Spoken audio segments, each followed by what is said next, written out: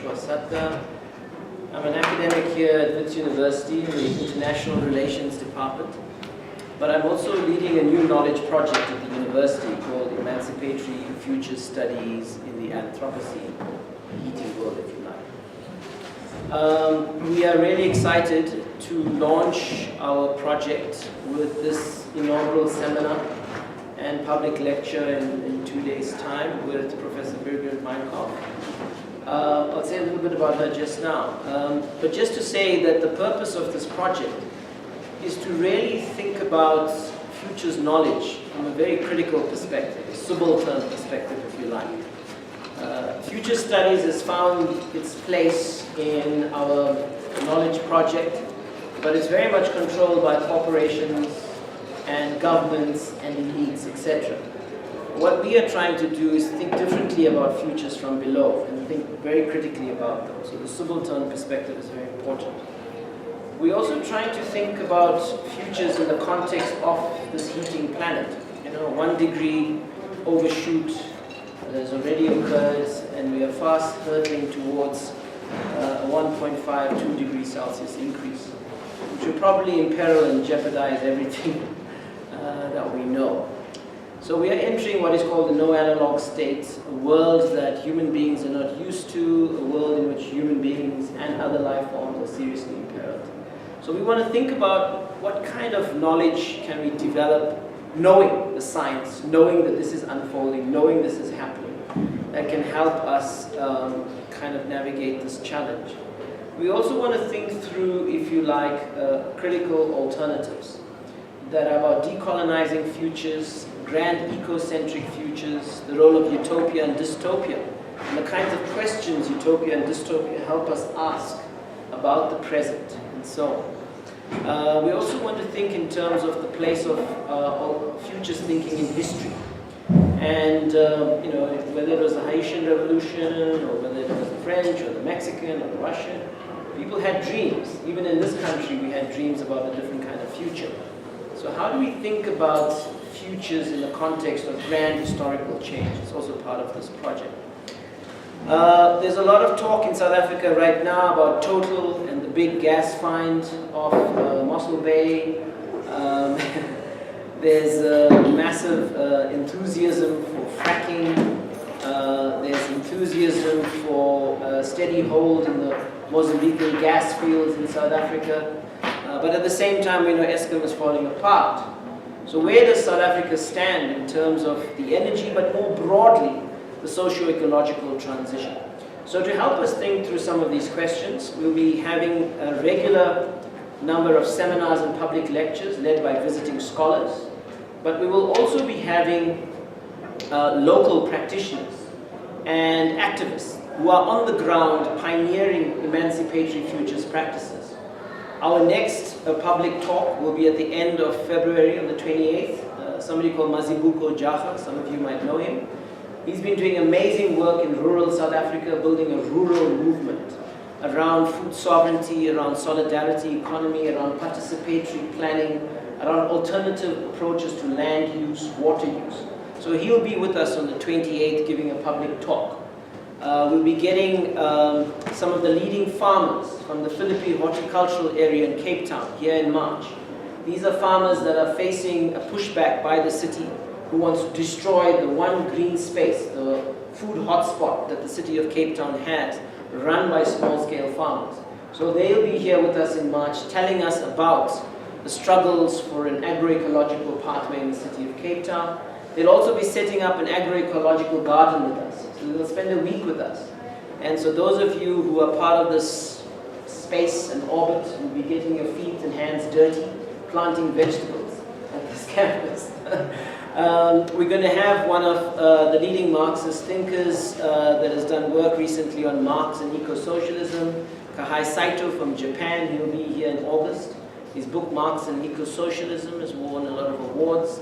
We're trying to get Glenn Coulthard from Canada, one of the leading indigenous thinkers, to also come and share his work with us around indigenous perspectives on the future in a climate-driven world. And in September, we will have Christopher Chase Dunn.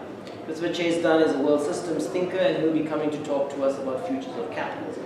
So that's the kind of lineup. We have a core of students, masters, PhD, and postdoc, and it's good to see most of them here.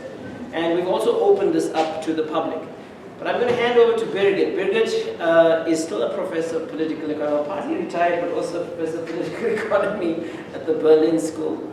She's done amazing work on economics, on labor process, on ecology, the socio-ecological issues. She's written extensively on these issues, numerous books, it's all been on the poster, numerous articles, etc. So she's going to share with us some of her current thinking around the ecological crisis, the debates, coming from a European context, particularly Germany, but not to prescribe to us that this is the way forward, but to help us think with a comparative case and to grapple with this challenge of the big transition. Her public talk will be on the Fourth Industrial Revolution. We'll hint at it, we'll cover some of that ground, but most of the good stuff will be there in the public lecture. Over to you, and welcome. So thanks, Rich, for the introduction. Thanks a lot for the invitation and for this opportunity to share with you my views, well, on the ongoing deep crisis humanity is faced with in these times. And actually, I have decided to start with some very basic issues, and it might be that you are so accustomed to it that you feel a little bored, so, but please try to survive this first part of my lecture. Maybe it will become more interesting tomorrow. I have prepared quite a number of slides for my PowerPoint. Doesn't mean that I have to refer to all of it. I would like you to intervene with statements, with questions, and with answers on questions I will give you during my lecturing part. So I think it's much better than to have this discussion in between than one big at the very end when everybody has already forgotten what he and she wanted to argue or to insist or to reject in terms of my argumentation. Well, which already mentioned, I have taught for nearly 14 years, mainly 4, but in the very end even 5 master programs, all with international master students. So I'm a bit aware of the constellation that things from a German, from a European view, are not shared by students coming from across the world. So I know how to balance my arguments, but nevertheless, you might identify that there's a European bias in some of my argumentation, and please feel free to intervene and to show me that this is definitely not the way you are looking at things. So I'm not really prepared on your expectation, but I can imagine that you have different views on issues which are still maybe too much European biased. Finally, I have to apologize for my poor English. I can say yes, I would like to speak in my mother tongue, but fortunately German is not a global language. This would be too much.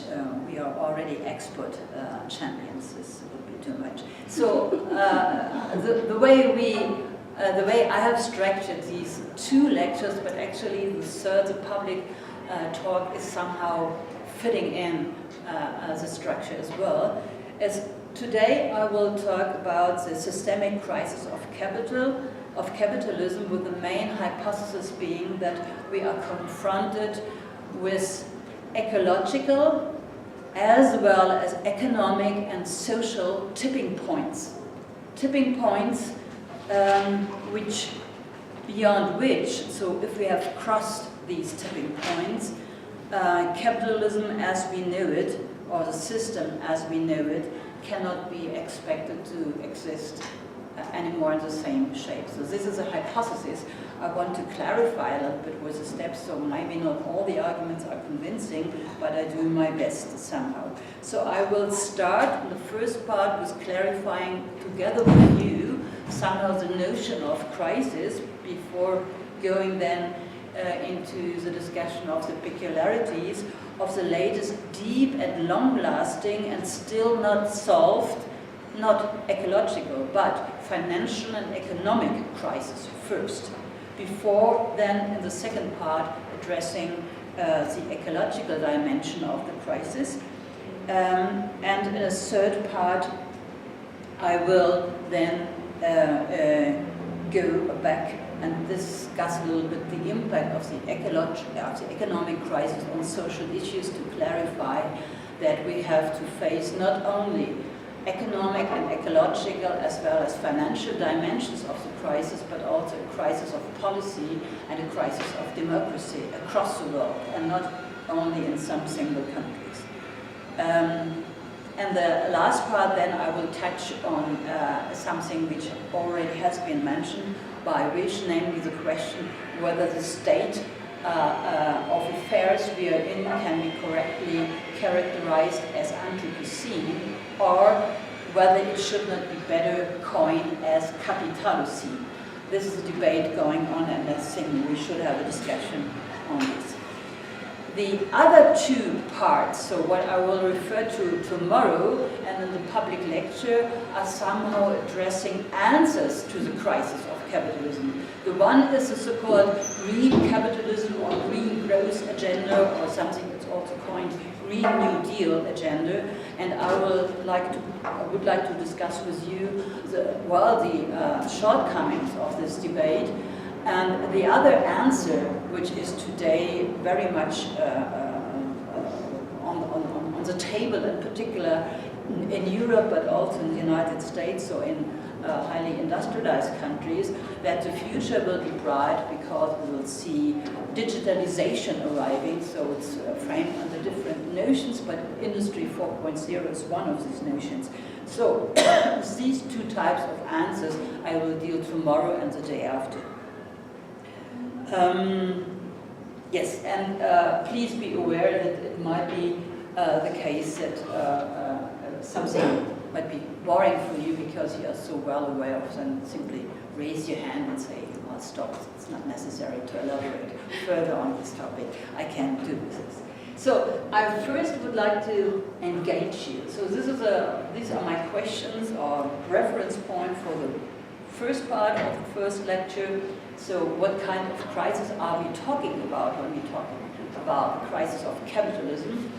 And what is the notion of crisis, and what is crisis in traditional economic reasoning, and which are the peculiarities of the recent financial and economic crisis which started in the year 2008 but still is not solved. So this will be the first part. And now I want to engage you immediately asking, what kind of a crisis do you think we are in, and what do you understand under these different notions of an economic crisis, a financial crisis, a political crisis, a social crisis, an ecological crisis, a moral crisis, and intellectual crisis? Because my hypothesis is that we are confronted, when I speak about the systemic crisis of capitalism, we are confronted with crisis in all these dimensions.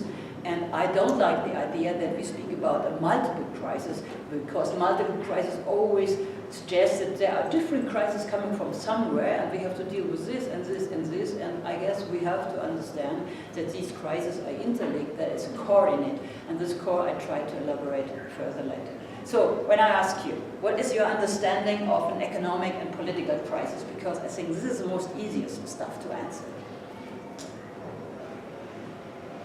What comes into your mind? Nothing? Please feel free to speak. Please, otherwise, I would speak for 3 hours and you will be frustrated anyway. Right-wing fascist politics. Huh? Right-wing fascist politics.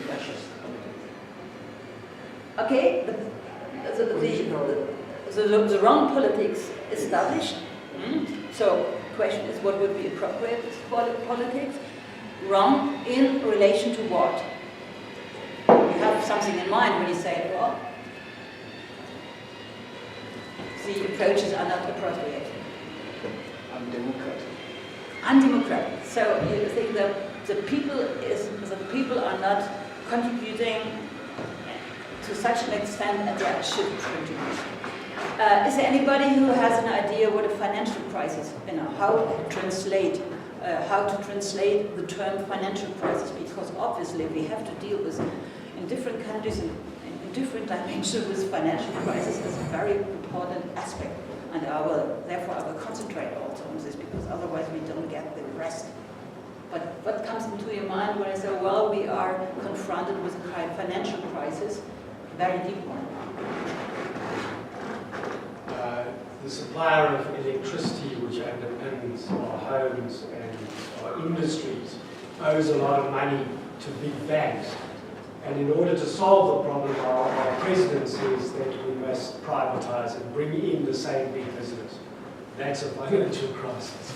Yes, that can turn out to become a financial crisis, even though I would, what you described now, I would put it more on the political side, because, obviously, revenues are not used in the right way. But it can turn out to become a financial crisis. Please? Yeah, we can also talk about over speculation, which leads to a bubble. And when we do not have enough money to match the over speculation, as it happened in the subprime incident in the US, then the market collapses. Yeah. So in the core of the problem, we will discuss this later, because what is it? What is speculation? Speculation. So why can it really impact on the real economy? Some people are speculating a little bit crazy. So why is it that it impacts on the real economy, even on the living standards of people who have nothing to do with financial markets, obviously? So I don't want to elaborate on all of this aspect, but do you have an idea what I could have in mind when putting here also social crisis? What could be the features of a social crisis?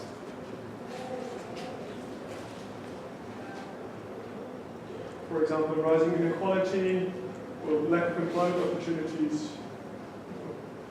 due to bad performance in the economy. Yes, one could put it definitely into this area, but it's also possible to put your issues into something in between economic and political crisis, because we expect our representative to, obviously to deal with, for instance, with employment and jobs, but one could also place it here because it might have a negative impact on social inclusion and on coherence of the society, when people are excluded to such an extent. Obviously, something like democracy is impacted, representation is impacted, but what I would, for instance, place here as well is fraud and bribery, because if you cannot trust the institution that they will prevent it, obviously there is no trust in the system as such, and this is more a social crisis than something else.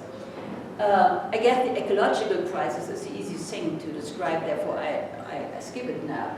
I guess the most difficult answers, the most difficult elements to refer to are, when I ask you, can you imagine what I had in mind when I put intellectual and moral crisis as something which is connected to economic, financial, and social and ecological crisis?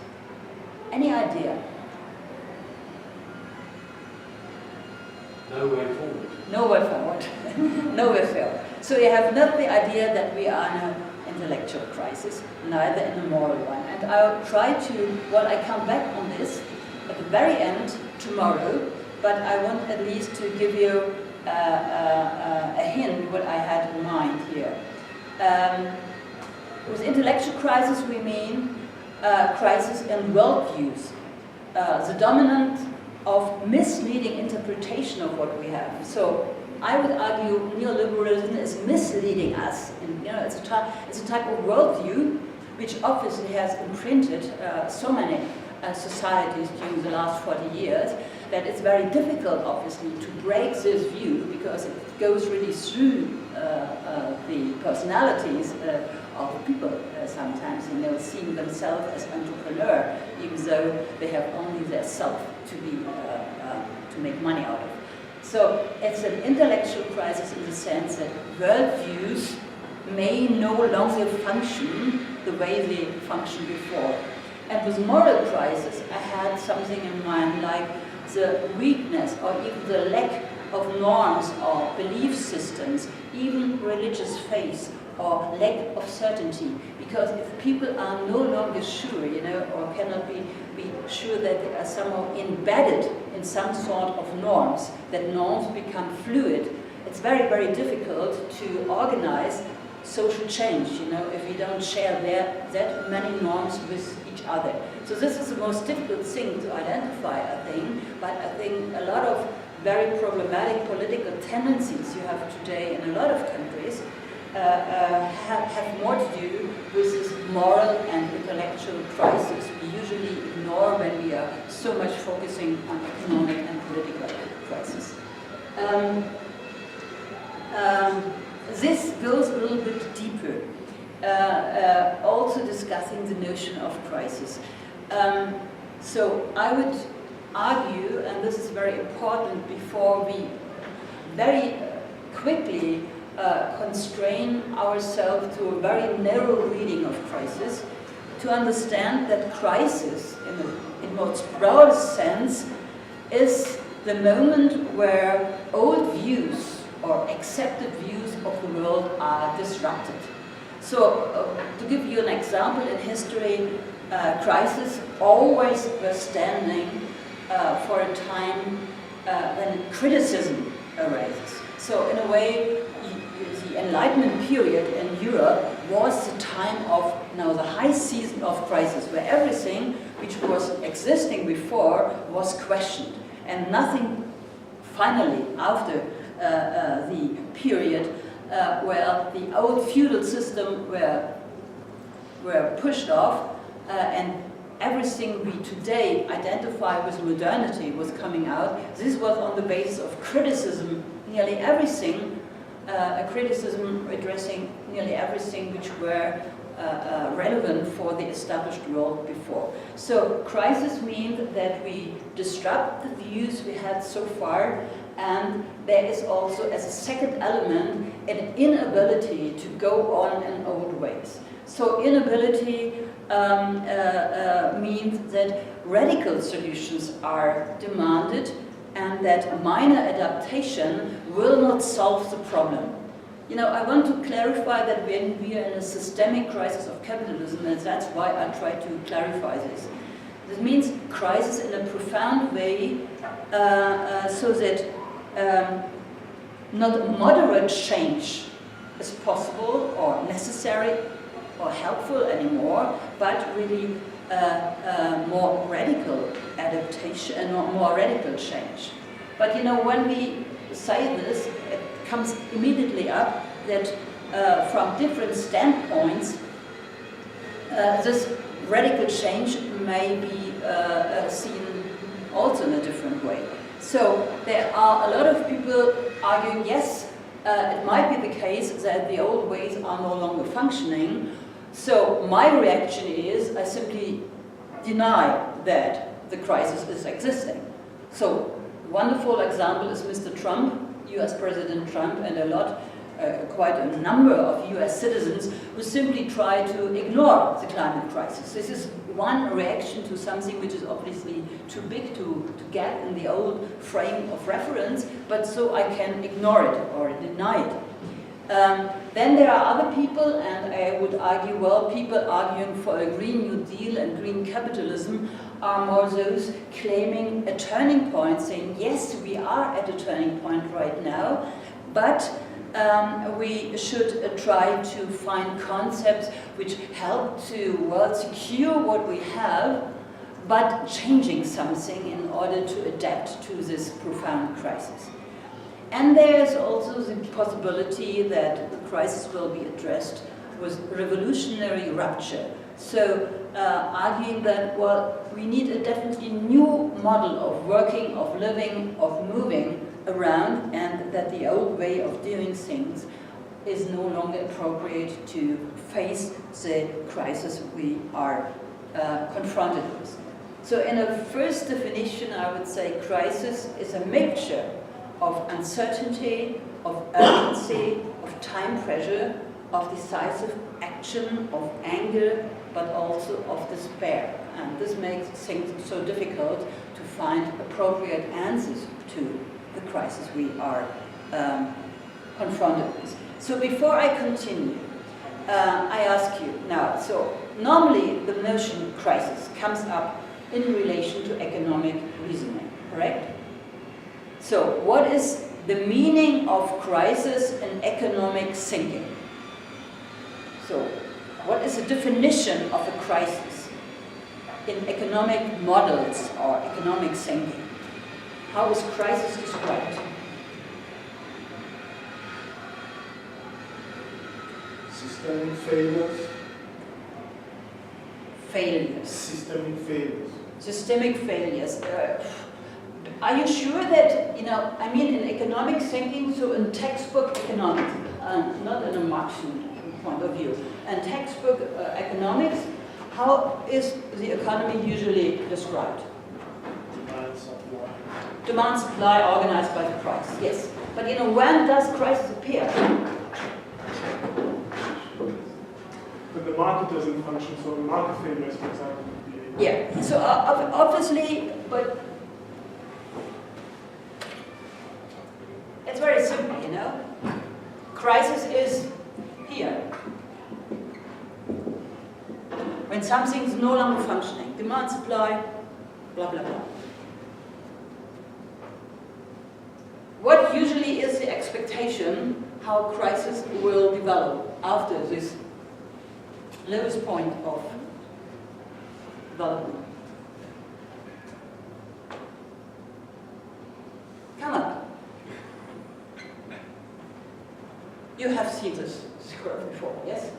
So the usually expectation is that there will be recovery, there will be some market stimulating, again, the filling of demand and supply, maybe not here, but somewhere else.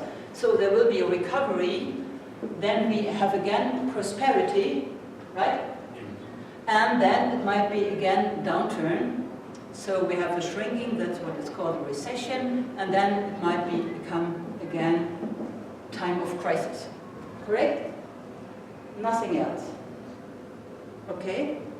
But this is exactly not the crisis I want to talk about.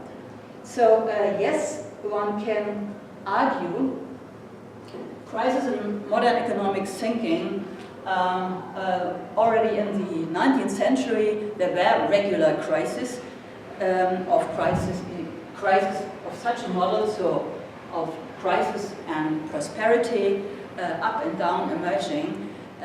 So even in the middle of the 19th century, there was something appearing for the first time as a world economic crisis. So the world at this time was a world of the British Empire, and nevertheless it was the world of capitalist market, and they experienced a similar development, so that it was much more difficult. When you have a world economic crisis, it's much more difficult to see where are the markets where the movement is stimulated to go again up. So when you have a parallel development in different parts of the world, it's much more difficult to find a solution out of the crisis. And we had already in the 19th centuries the first long depression of 16 years, the second long depression was then in the 20s of the 20th century, and what we had since 2008 was a third long depression period, obviously. So this was all existing, but we had also, as I want to mention it because for discussing tomorrow alternatives, it's very important to remember that when the first long depression appeared in Europe, this was a high season of what was called municipal socialism. It was the reaction not of very progressive political parties, but very conservative ones, in Austria and Germany, but also in France. They saw that, in order to, come out of this Great Depression, which lasted so long time, it's necessary to stimulate, demand. And how have they done it? They have done it in communalizing electricity, water deliveries. They invested a lot of money in order to install new, wonderful functioning systems until privatization started 40 years ago in a lot of European countries. And also housing programs. So in Vienna, for instance, which today is one of the most livable city in the world, the housing is still to a huge extent publicly owned, and this all started as a reaction on the great, long First Depression. It's necessary to remember this because this was really a way out, otherwise there was no way out of a long depression of 16 years. As I have written there, and there has been also the discovery not only of this circle, of this movement of crisis and prosperity, but also of so-called long waves, longer waves, not only the short waves, longer waves. I don't know whether you have ever heard this name, Kondratiev. Did you? So it has been discovered by a Russian economist named Leonid Kondratiev that in addition to these short circles, business circles, economic circles, there are longer waves of development, and these waves are stimulated, that was the argument from Kondratiev, by technological innovations. So the first obviously were coal-fired machines and the steel industry. Secondly came mass production, assembly line, electronics, and finally computer and automation. And the argumentation that we are recently in a period of a fourth industrial revolution, according to Kondratiev, one can also say, well, maybe there were not 4 but 6 different waves. The wave mean it takes 24 years to for this upswing, and approximately the same time for the downswing. But then, and technology is so widespread that it does not have any more this pushing function, pushing economic activity up again. It's very important because recently there's a huge debate in economics whether we are really in the middle of, or in the beginning at least, of a new contractive cycle which will help us to, to increase growth again. There are economists who doubt this quite a lot. But to make a long story short, from an economic point of view, from the point of view of economic thinking, there is always a regular pattern of economic life and development, always going from prosperity to crisis and then again to prosperity. The idea that the cycle as such could end, or let's say could be an interruption, or even not again a start into the opposite direction, is simply not thinkable in the traditional economic point of view. What I placed on the other side is more as a social science view, which I already touched in the slide before, namely that we can see also crisis as a disruption of accepted views, that radical solutions are demanded, that it's no longer possible to go on in old ways, that it's necessary to make sense out of the crisis, and that very different views come into play. So it might be that people in the global north and the global south have different views on, what could be a good solution of the crisis, or that men and women have different views, or young and elderly people have different different reflection on what would be necessary in order to come out of the crisis. So from this point of view, consensus has to be reached within a society or within regional areas on what would be, what is really in the core of the crisis, in order to find an answer, how to muddle through, or to find way out of the crisis. And only finally, after these steps has been taken, we can really think about consensus in an individual society as well as consensus on a broader global constellation, consensus, how to translate the new view into a coordinated policy and solution which really help to solve the crisis. So from this point of view, new forms of economic as well as political power emerge out of the crisis. So in principle, history is open from this perspective. While from the other perspective, there is no openness of history. It always goes back, it always has the same development. And this is the point I want to make in the following, that new forms of economic and political power emerge out of the crisis, or the crisis will be disruptive. And this we will discuss later. So the peculiarities of the crisis since 2008, I guess you are familiar with this, so I don't have to elaborate a lot on this. We know this was a very strange thing, an asset bubble were bursting in the United States, which is obviously nothing usually impacted, but obviously a lot of countries were impacted by this crisis. So this crisis changed its character, became a sovereign debt crisis, in particular in Europe, but not only in Europe, also in South Korea and other places of the world. Suddenly sovereign debt was increasing, and in Europe it even was threatening to emerge into a currency crisis, a crisis of the euro. So this is nothing I want to discuss here, but what is very interesting and relevant to see that in comparison to other financial crises which has been there before, so there was this huge debt crisis of the developing world in the 80s, there were the South Asian crisis in the 90s, there was a dot-com bubble bursting in the US in 2000, and there were a lot of other crises in South Africa, in Russia, and Argentina.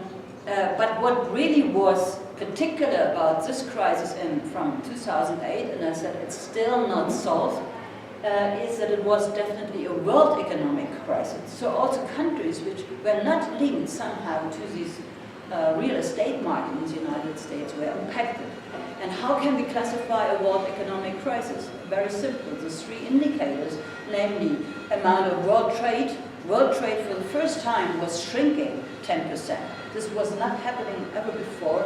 And world trade was shrinking, but also foreign direct investment was shrinking, and remittances of migrants. These are the three relevant capital money flows we have across the world, and in all these dimensions there was a shrinking, and therefore even countries who had nothing to do with this strange behavior of financial actors in the US and in Europe were impacted, because when migrants sent back less remittance, obviously countries who are depending on this remittance were also impacted. This was the case in Latin America to a huge extent, to a lesser extent also in part of Northern Africa, due to the migrants from North African countries working in Europe.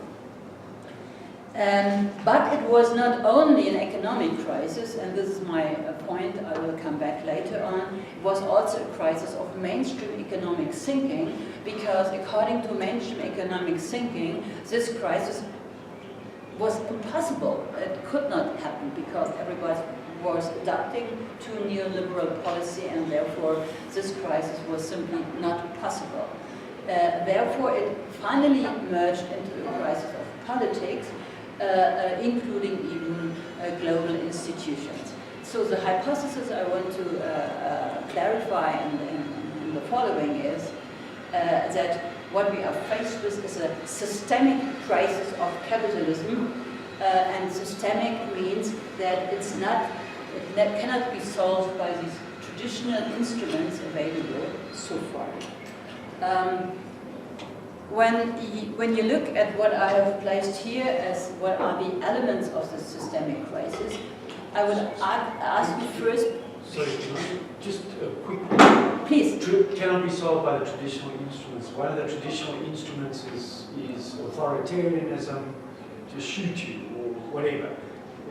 Rise of fascism. Is that what you mean? No, I come back on this. What are the traditional instruments when I will point to how the financial and the economic crisis is somehow interlinked.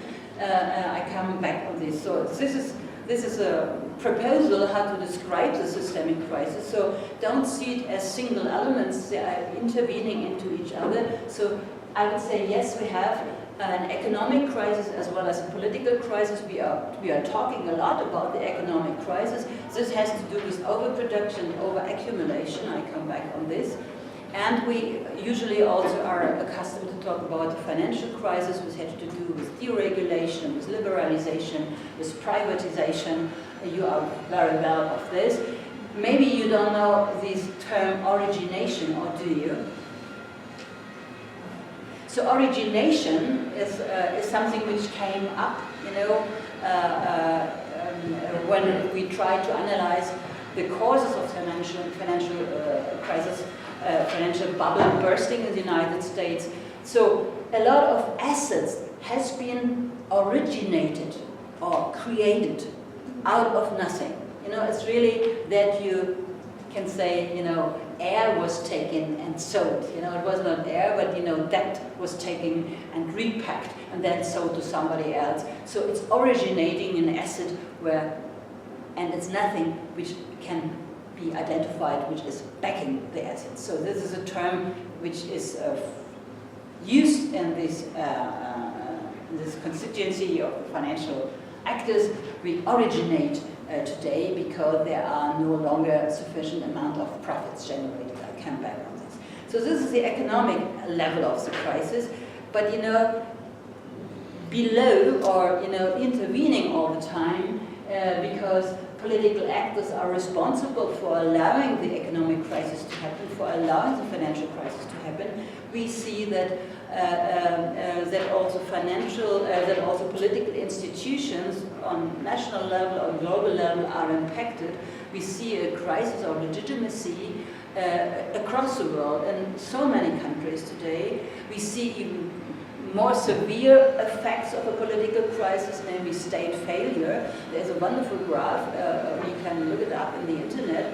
There's an institution, I've forgotten the name, they are counting the number of failed states. And when you really have a look at this wonderful graph, you are so shocked that actually there's only a tiny amount of countries which are neither failed nor at the brink of failure.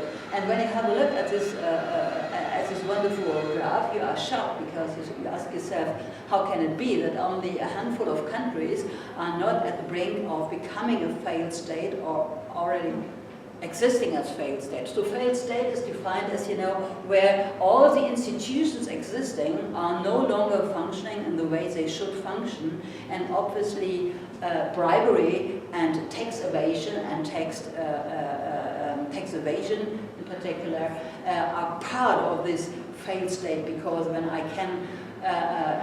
allowed so much tax evasion, which is the case in Germany as in South Africa as well, I have no longer the means available to do what the constituency expect me to do. This is, policy, social policy, this is employment creation and schooling and, what else.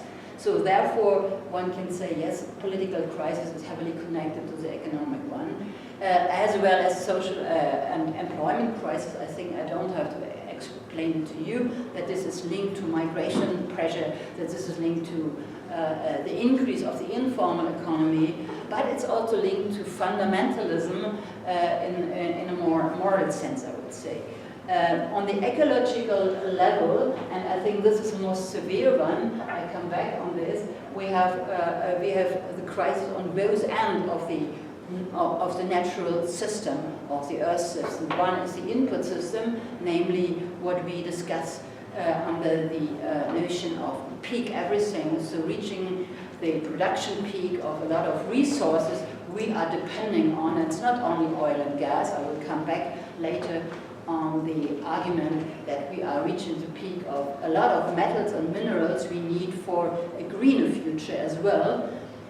So ecological crisis on the input side, meaning depletion of fossil energy, but also of metal, of sand even, and in particular water and fertile land.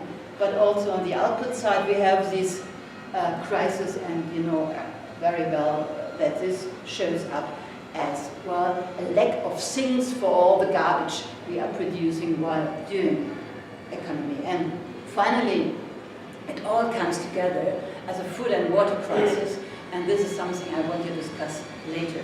But we have today, and this is what I placed there, you know, at the top and the back, we have tendencies today impacting on this systemic crisis of capitalism, which are not inherent capitalistic, but make things worse, which is a demographic trend in the global south, meaning that population is increasing, which causes a lot of problems in terms of food, water, but also employment opportunities, but also the demographic trends in the global north, with a graying society, cause a lot of problems. So, but this goes in different direction, and migration is somehow connecting this, or could connect this, but actually political issues are standing standing against the solution of this demographic trends. Plus, what we have today as well are geopolitical shifts. So we don't have anymore two superpowers, neither the one lasting superpower, the United States, but we have today a constellation of multipolar power system established, and we don't see very clearly who will join with whom in order to combat whom. Neither in the need to access resources, which is a very important part of this geopolitical conflict, nor in the terms of military power, because yes, there is a rush in terms of military power between the United States and China, but it's not yet clear who will finally will be the winner. So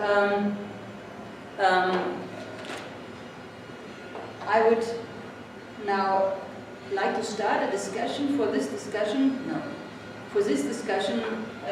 I simply want to stimulate your fantasy. So actually I would say... Can we go back to just one or two questions, just to help us? Please. So the boundaries of biophysical systems, do you want to just say a little bit more about that? I will come back to this. I will. So this is simply, what I want to say when I say, well, we have a systemic crisis of fossil capitalism. We have to take all these dimensions into account, and when we later discuss on some aspects, we should take into consideration that we are maybe concentrating now on the impact of this on this, but we should as well take the food and water issue as well as the employment issue into account. So when we talk about the green stuff, the green capitalism, Green New Deal, so it's always about green jobs. But so obviously it's addressing the employment and social crisis, but this is not really coherent with our problem here on the input side with the resources. So therefore I have made this as a first glance. So it's very complicated if you really go into this dimension and seeing what is impacting on which, and I hope we will have time enough then to discuss the different impact. So I made this stronger yellow in order to identify, from my perspective, obviously, this is the most challenging dimension of the crisis, because human civilization as such is at the brink. So the question comes up. Everybody knows. So when you look at this, I found this very interesting. This is produced by the Australian Bureau of Meteorology, first time in the year 2013. Since 2013, we hear hottest year on record every following year is the hottest year on record, and what the Australian Bureau had introduced is a new color. In a new color there, here it's brown on some other pictures in the internet, it looks purple. But you know, the brown color there are 48 Celsius and even above. So actually, this is appearing on a regular basis in some parts of Australia. This is appearing in parts of Chad during special seasons. And it's clear that no human being can survive this temperature longer than a couple days. So this is one of the, for me, one of the most shocking pictures I see, and it's now again in the news all the time, because recently we have in Australia at the same time this horrible temperature, and in other parts of Australia huge floods existing in parallel. So this is one of these, please keep it in mind, because I will give you a question later. This is another picture for me it's very impressive. This has been taken by the NASA. The first picture in '84, the second in the year 16. What you see here is the Arctic, and what is relevant here is what you see in stronger white. You know, this here and there I have encircled it with my pencil. What you see here, this is the old ice, the ice which did not disappear in the summer, in former times. And you can see this part of the ice has already shrunk to this size. So the meaning behind is, you know, much more ice is melting during the summer, rising sea levels obviously, impacting obviously on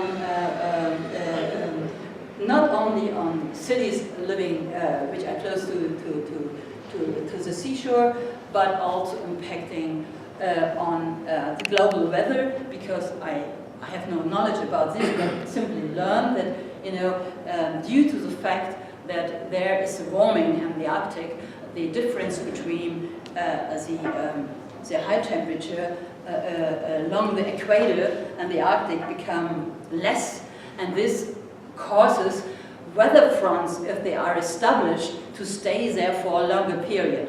This is the reason, for instance, why we in Europe had such a long period of very hot months and weeks last year, because the weather front, when it once arrived, stays stable because there is less circulation due to the shrinking difference between the Arctic temperature and the temperature at the Amazon, so in the equator region. So what happens in the Arctic obviously doesn't stay in the Arctic. That's knowledge we can take with us. In the last illustration, which is also, I think, very impressive. This is from the Human Development Report 2014. What you can see here is the change in extreme temperatures and droughts, which is the first, the blue tree, you can say. The second are the storms, and the third are the floods, and the green are the loss in biodiversity across the world. One can say, and this is a period from the year so the start of the 20th century until the year 2000. It's from 2014, so it will be from until 2012 or 13. What you can easily see, and this I have marked here, we can easily see that the amount of these so-called extreme weather events are appearing in the last decades. This is the year 2000. This is the year 2000, and only this, which is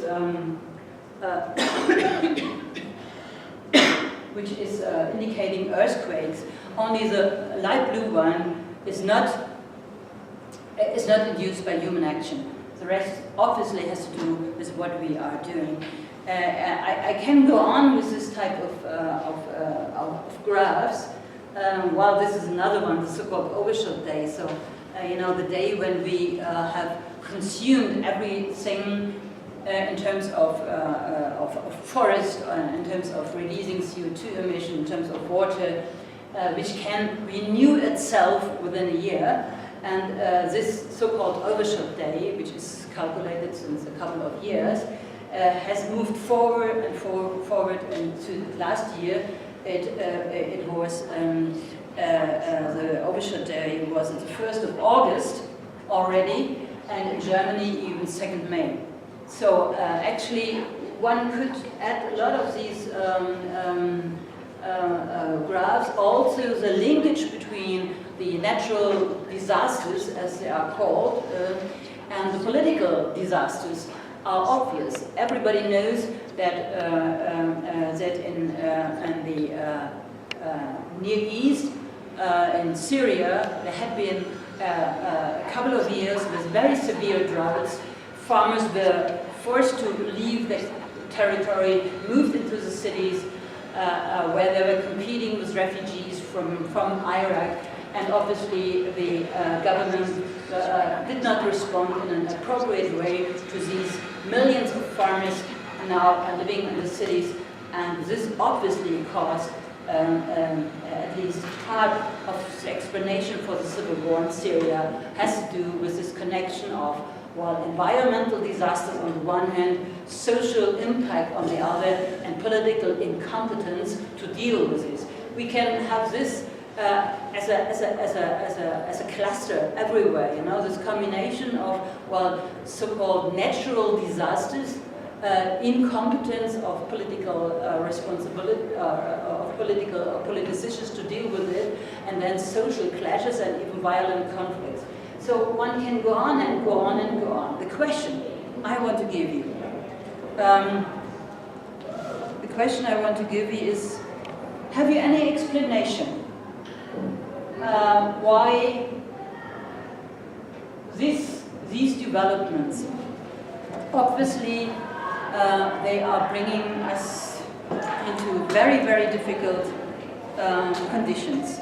So it seems to be that humans are blind via the apocalypse, or one can say, you know, it's very, you know, I have a lot of discussion also with people from civil society movements in Germany, and for nearly everybody, it seems to be more imaginable to have the collapse of human civilization than to have a collapse of capitalism as we know it. So have you any explanation why this is the case?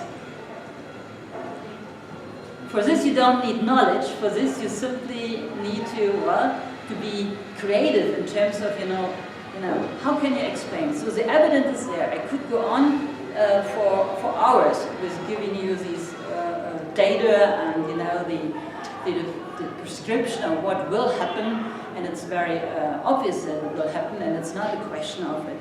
It happens already in huge parts in huge parts, and a lot of people are impacted. Usually poor people are impacted always much stronger than the rich one, because there are something like, not parachute, but you know, there are lifeboats available for rich people. They have different possibilities to stay, and they can move, so they can, well, have higher fences and, you know, different sorts of technology, at least for a couple of years, in order to survive better. But nevertheless, why do you think, or how would you explain to yourself or to me, that even though we have the evidence that this type of crisis seems to be there and it will not be disappearing in the next future, why is it that people cannot really imagine the end of capitalism as we know it, but the end, well, of human civilization? I think it has to do with the imagination, that part of imagination.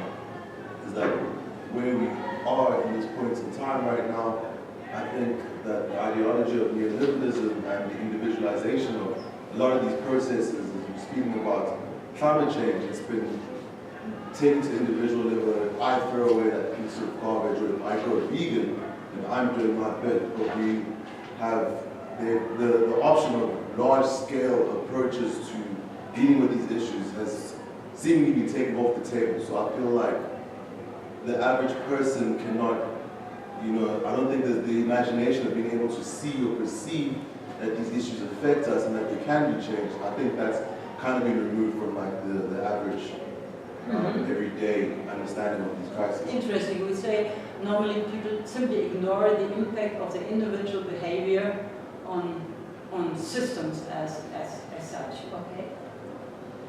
I just think there's an opposite view that the data dump is debilitating. So, for us to take action, we are so used to working in silos that coming up with creative solutions as a society is unimaginable. Okay. I think just to continue from what she is saying, I think the marriage between the political class and the financial class has created a system where whenever we have radical or innovative solutions, the political and the financial class try to say that it's crazy. Like, for example, the Green New Deal in the US, for example, it will be difficult to get new solutions because those who control money will always throw some incentives for small change, and B, scare you to show you that if you want this radical solution, then we are taking our money elsewhere. That's why the political class is very important, because they have been co-opted and they are willing participants in the control of the global production and reproduction system by the financial class. Okay, this is very interesting. Let's go this way. Yeah, I think you go first, because we go from here to there. Okay, so my response to the question would be sort of linked to the question of imagination and the crisis of imagination, but I've got a slightly different interpretation.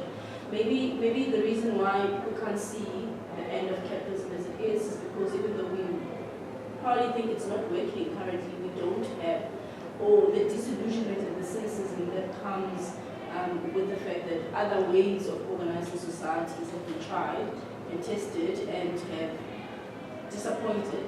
So there isn't something that sort of stands up as an alternative that is viable that people can sort of look up. So for me, it's a crisis of imagination. The fact that the 20th century left us with these cases which have contributed to the disillusionment that people want to see an alternative. So, yeah, I don't know if that makes sense. Actually, you realize now the two of you have touched on, what I have asked first, and nobody had an idea what an intellectual crisis could be. And now you describe an intellectual crisis, so that the loss of imagination, that things could be different, obviously has to do with the loss of, descriptions of reality as well as future development. So actually, thank you that you illustrate now what an intellectual crisis could cause in terms of damages. I think it shows how dominant capital is in all its forms. One example, so a democratically elected president in Venezuela and a democratically elected person in parliament with no vote can be constructed globally as illegitimate. And that, I'm just showing the power of media to construct. I think the second thing, I do agree with the previous speaker, you require hope in an alternative, not hope in God or a lawyer or frankly, a trade union when you're not going to control it. So I think, to me that's power and alternatives and hope But the last point is all these connections. It requires quite a movement, because I can't study each of those blocks. I've got to be part of a movement where we're sharing and constructing and feeding organizations. So that's where. So obviously it's very difficult to start at one element because it will impact all the other, and therefore it seems to be obviously too challenging. You know, when you refer to the Venezuelan case, so please have a look. Don't try to change things, otherwise, you know, we will intervene. You know, so this might be quite realistic fear. Then it's well, actually, I should not start changing things because there will be some powers impact them anyway. But I think the two comments are closer to, you know, that in terms of, can we really imagine something different than capitalism? This is a more profound issue, I think so. You know, the fear that, you know, there will be some intervention from the United States, from other powers, you know, this is a realistic fear, but I guess this does not explain to such an extent even that you don't allow yourself to think about alternatives. We will come back on this quite often in my two lectures, but I think a lot because, you know, you have pointed to the right point that, you know, we think we have to be able to imagine something different before we can start changing things. And this obviously has become something very rare, the imagination that there could be something different than capitalism. Is there here, sorry, Michelle. Very much linked to one of Andy's points, but I think there's something that helps us also understand our lack of imagination, which I think Peter's exactly right. Part of it is the failures of the past, but I think we've become such beings, you know, in this system of consumption that we ourselves, I mean, capitalism has brought many good things, medical technologies, our laptop computers, the fact that we could fly you here for a week, right? So it gets complicated because it's like, I don't know that I want to give this up. So even our own interests get so implicated in it that it becomes very complicated because of the failures that we've had. So imagining an alternative was a failed alternative, and we've lacked this. And I'm struck because I was in Austria and in Vienna recently, and Vienna was this it's called Red Vienna. It has this radical left history. But what was so interesting, in the 1920s and 30s, they were imaginative. They reconceptualized public housing in such a beautiful way with like top architects building these spaces, public. So there was no lack of imagination, partly because they were starting from having nothing that they've had. But I think now part of why we don't imagine is we can't imagine how to harness the good, like medical technologies, right? Do we want to give up medical technologies? Do we want, you know, so I think that becomes very complicated for us because then it's like, how do we do this? How do we not have authoritarian states that just oppose these things? You know, so I think that it's linked to our own desires now. Okay, I will come back on this, I promise you, because obviously the level of private consumption and, you know, the way we are living are part of the problem.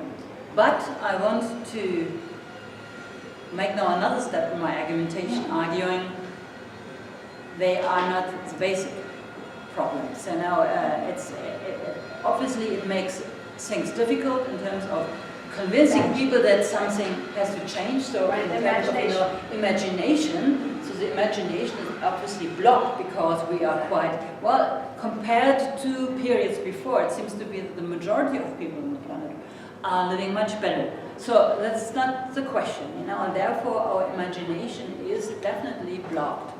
But the most basic thing, this is why I now want you to follow me only very shortly a little bit to Marx, because I think he still gives us the best explanation so why we are locked in the fetish world of commodity. And this explains in a very basic meaning why we have difficulties to move apart.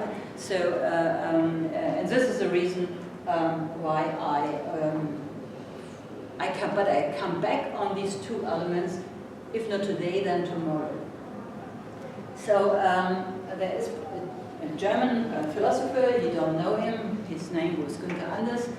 He framed the same question I gave you in a little bit different way, asking, in being confronted with the invention and the spreading of the atomic bomb, he asked himself, how can we explain that people seem to be blind vis-a-vis the apocalypse?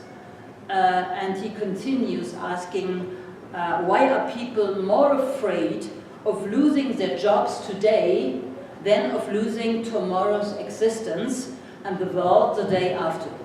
This was a question he formulated in the 80s, and actually this is a question we have to address today. So why is it that people are prepared to do the mining job, knowing that they are destroying their own health, the environmental, but at least it gives them an annual, monthly salary, and they can live and feed their children. So actually, a lot of people know what they are doing, but they are more afraid of losing their existence today than maybe ruin the existence of their children and grandchildren tomorrow.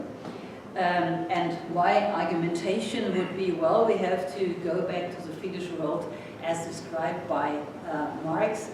Well, the last article I could write together with my husband, Arno Altvater, who has been coined an eco-Marxist, even though he hated to be characterized as a Marxist. He always thought to be a political scientist dealing with the critical political economy, and he always wanted to develop the critical political economy forward so that it could integrate ecological thinking into the framework of critique of political economy. But nevertheless, I take up this notion of eco-Marxist. And in this last article, we have written together for Socialist Register. It was his contribution, therefore I mention him here, he always loved to go back to Greek mythology, because Greek mythology can tell you a lot about human beings and their stupidity. There is a very famous story of King Midas. King Midas, a very strange guy, he had begged, according to the mythology, he had begged God Dionysus that everything he will touch should turn into gold.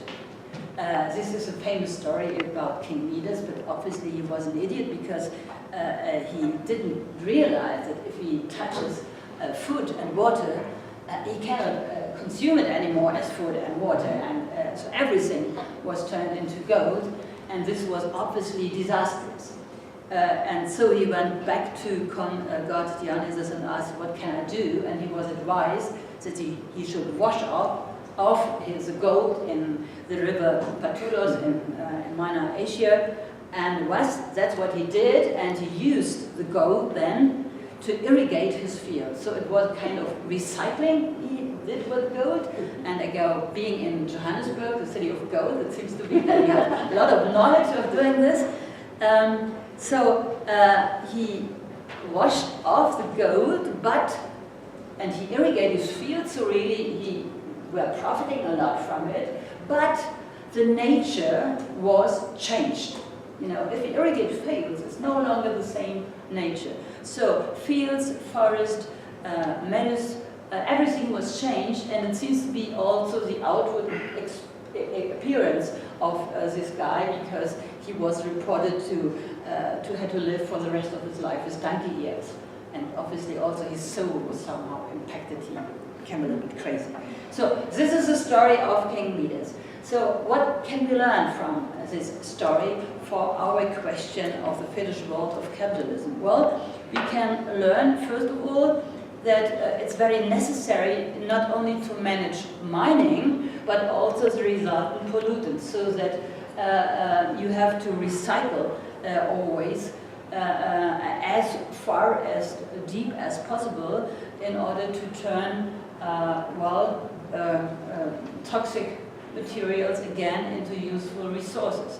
And this is something we do still to a very low extent, and there are a lot of metals and minerals which are really very difficult to recycle. And I come back on this later when speaking about the peak in all our production way on which our production and consumption system is based. The second thing is it's much more difficult. Well, it's easy to wash off gold, maybe, but it's much more difficult to get rid of the exchange form. So exchange value cannot be as easily washed off as gold because it's a social relation. And this I will try to explain to you now in the second step. Social relation, we know, can be only transformed via reforms or perhaps via revolution. So a social relation I cannot simply wash off, but I have to change the entire system of production, of circulation, and of consumption. And very often we simply start, with the consumption part. Even though Michel is absolutely right, we should think about our consumption, but the problem is, very often, I just came from a meeting from Untitled Germany, which is a civil society organization in Germany, across Europe it exists, but everybody there is very much engaged in social ecological transition projects, but they're all starting with the consumption part. There is not anything done with relation to the production element or the circulation. And this is something where we cannot start with. We cannot start with the consumption part, even though it's more easier because we can do something about our stupid consumption, but this will not change the system at all. So I will now only have one slide referring to Marx, but I think we should really get this very important idea. So why is it that the value theory of Marx still gives us some hints about the functioning of capitalism and why it's so difficult to get rid of it?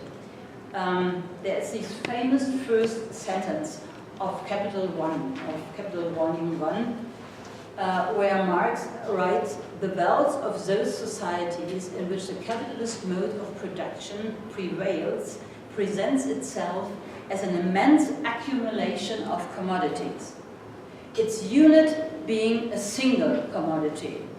Our investigation must therefore begin with the analysis of a commodity." So what a capitalist society, distinguished from all previous society, is the central role of the commodity. All previous ones were producing and exchanging, but it was not production for exchange. And this is something we have to understand. Our society, capitalist society, is deeply rooted in the production of commodities. And this impact a lot on our problem. So the root cause of the Finnish world of modern capitalism is, according to Marx, the double character of all economic processes. This double character was the only thing Marx thought was his own intervention. He was building on top of the economic thinkers of his time. He used to learn a lot from natural sciences of his time, but he was insisting all the time that the discovery of this double character, this was his discovery. This was something he was really proud on. So what is it what this discovery tells us? Well, first of all, we have to look at the use value side. So obviously, humans are impacting on nature. Oh, no, I have to start another way around. We should, I think, and Marx is not very coherent in this, I think we should distinguish between we should not distinguish between nature and humans, because humans are themselves nature, so it's much better to speak about human and non-human nature. This would be more appropriate, even though in Marx you will always read, labor and nature. So in this sense, he is really part of this Descartesian view of splitting the world. But let's stay with this. So he has at least an understanding that what he calls the true riches. The true richness, that's nature. That's nature in both senses, in the sense of human nature, so labor, but also in the rest of, in terms of trees, minerals, water, and so on.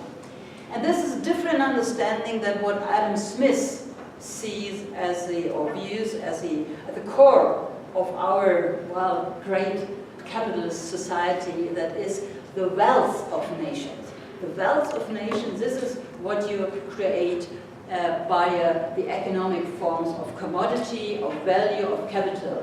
While the true richness, in the sense of Marx, this is nothing which can be created. It cannot be created through human labor.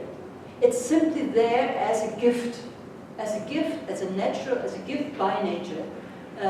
So it cannot be owned, neither by one human, nor by a nation, not even by all humans across the world.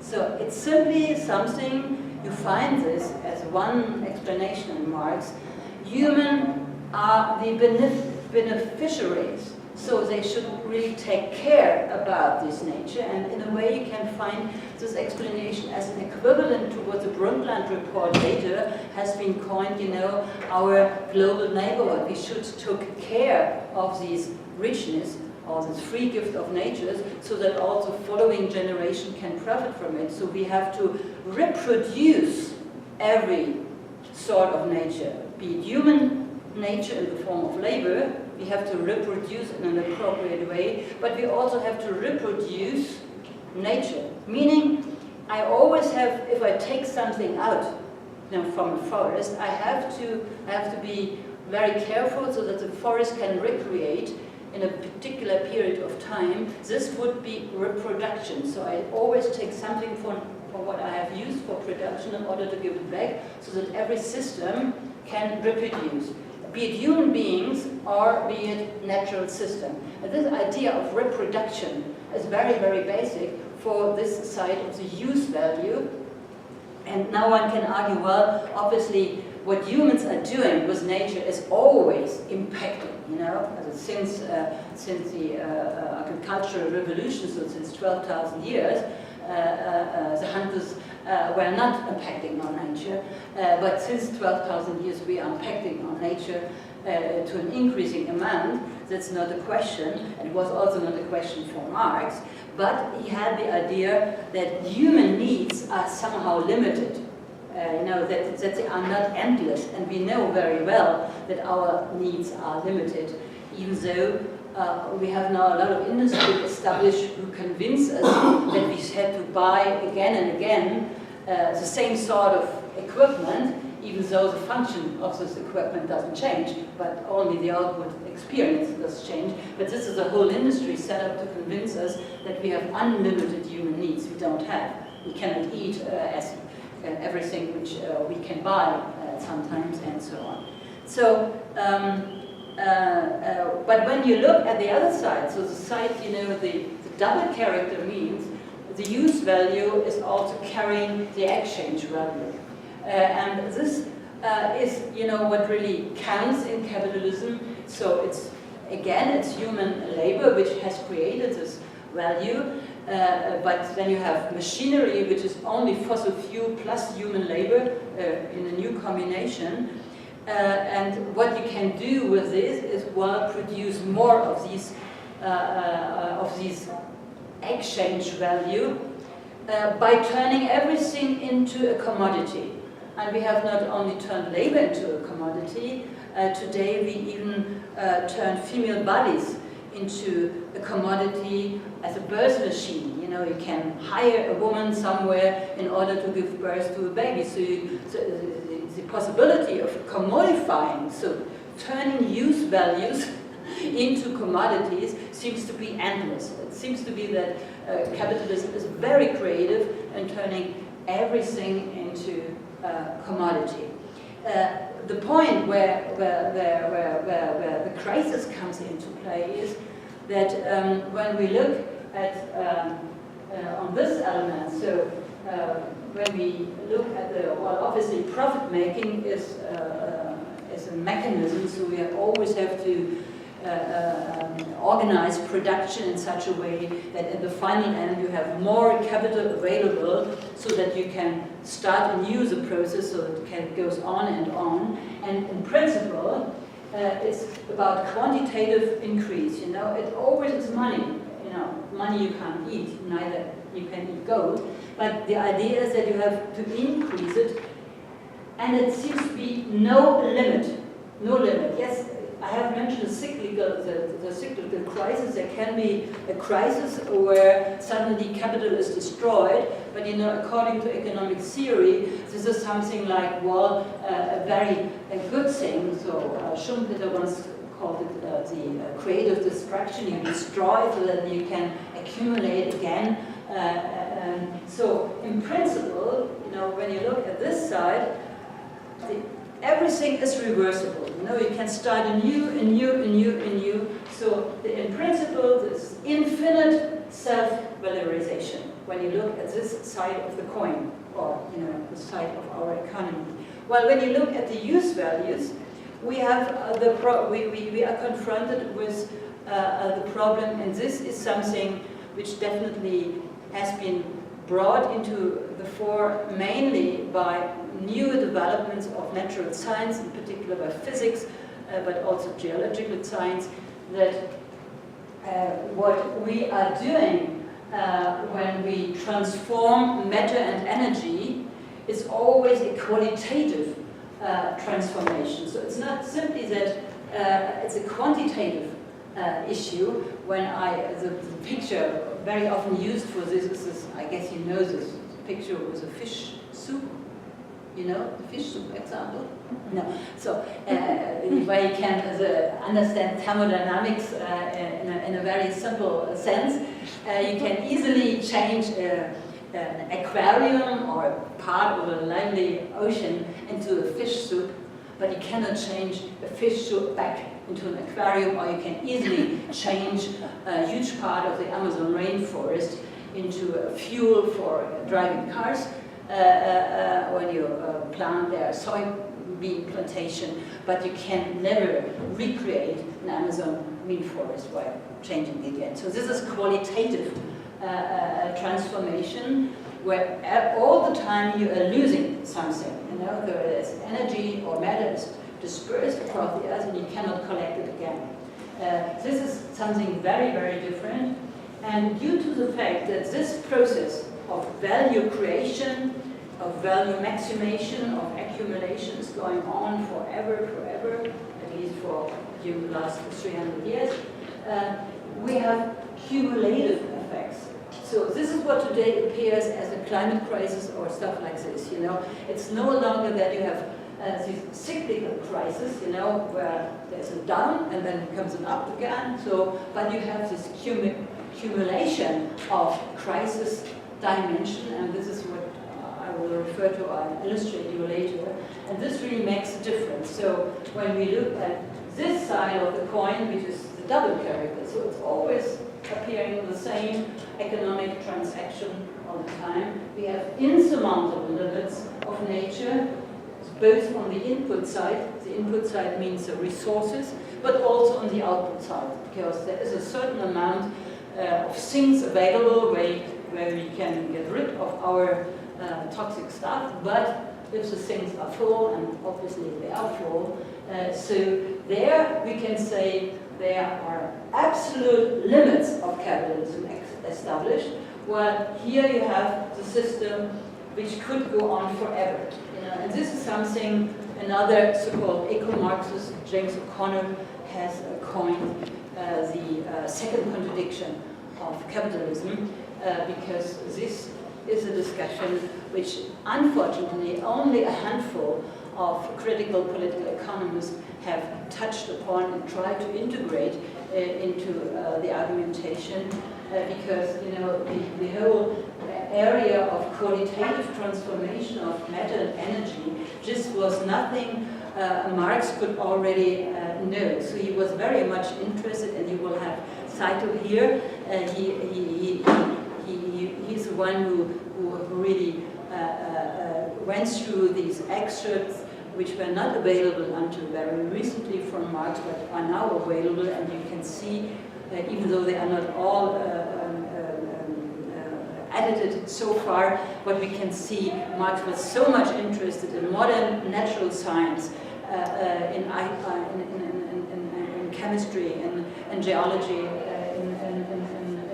in mining stuff, but he planned to use this knowledge in order to develop this critique of political economy further. He died too early in order to do this, but actually it would be the task of Marxists, those people who coin themselves Marxists, to develop this further, so to use the insights of modern natural science in order to, well, describe this in more detail, what it does mean today, because Marx were already confronted, with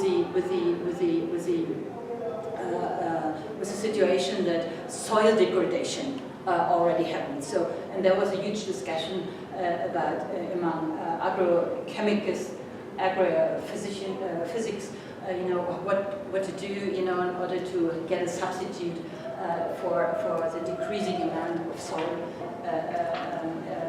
quality.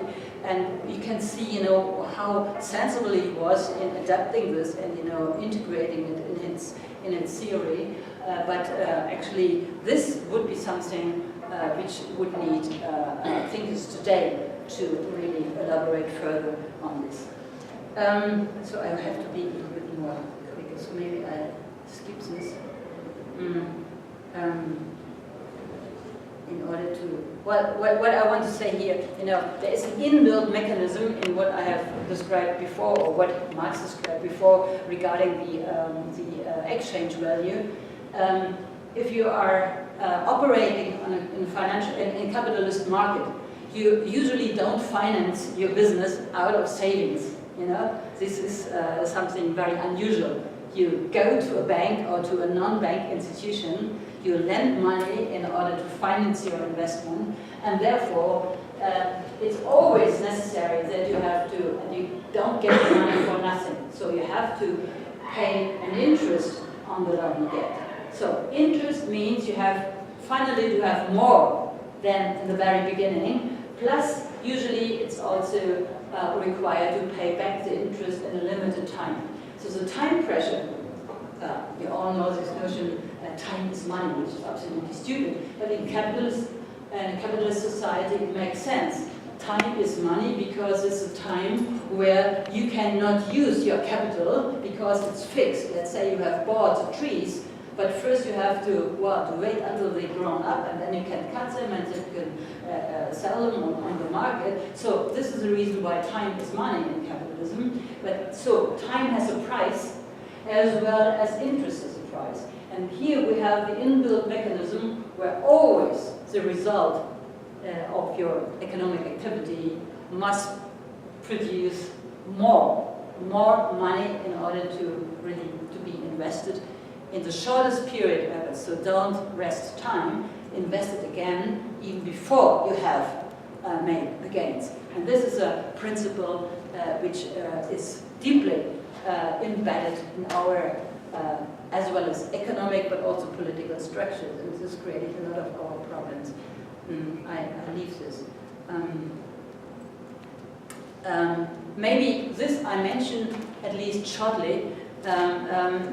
So Marx was not, at Marx's time, financial markets as we know them today did not exist. So it was, it was already that he realized that in the United States, he concentrated his study on the capitalism in Britain. This was, his empirical field. But he realized that something different is happening in the United States, because there already appeared the first financial crisis at his lifetime. And that there are notes from Marx, where he realized that this is something which impacts on his theory quite a lot, because it seems to be something different. It's no longer, the process he has described so far, and this has to do with something which mainly has been in the center of the later born economist John Maynard Keynes, who discovered this hierarchy of markets, which, as I said, in Marx's time was not that, he could not know about this. Meaning that we have the interest rate, as I showed you in the slide before. The interest rate is very, very important. This is a price for capital. But this price is not created at local level, neither on national level. And we have today international markets, as in the early 20th century, in the United States emerging, but we have today global financial markets, meaning that the interest rate, which is the most important price for capital, is created on financial market. And the interest rate somehow determines the prices which are formed at the commodity markets. Because you finally have to pay back the interest in a particular time, and then also you have to make a profit out of what you have not produced, but you let produced by others.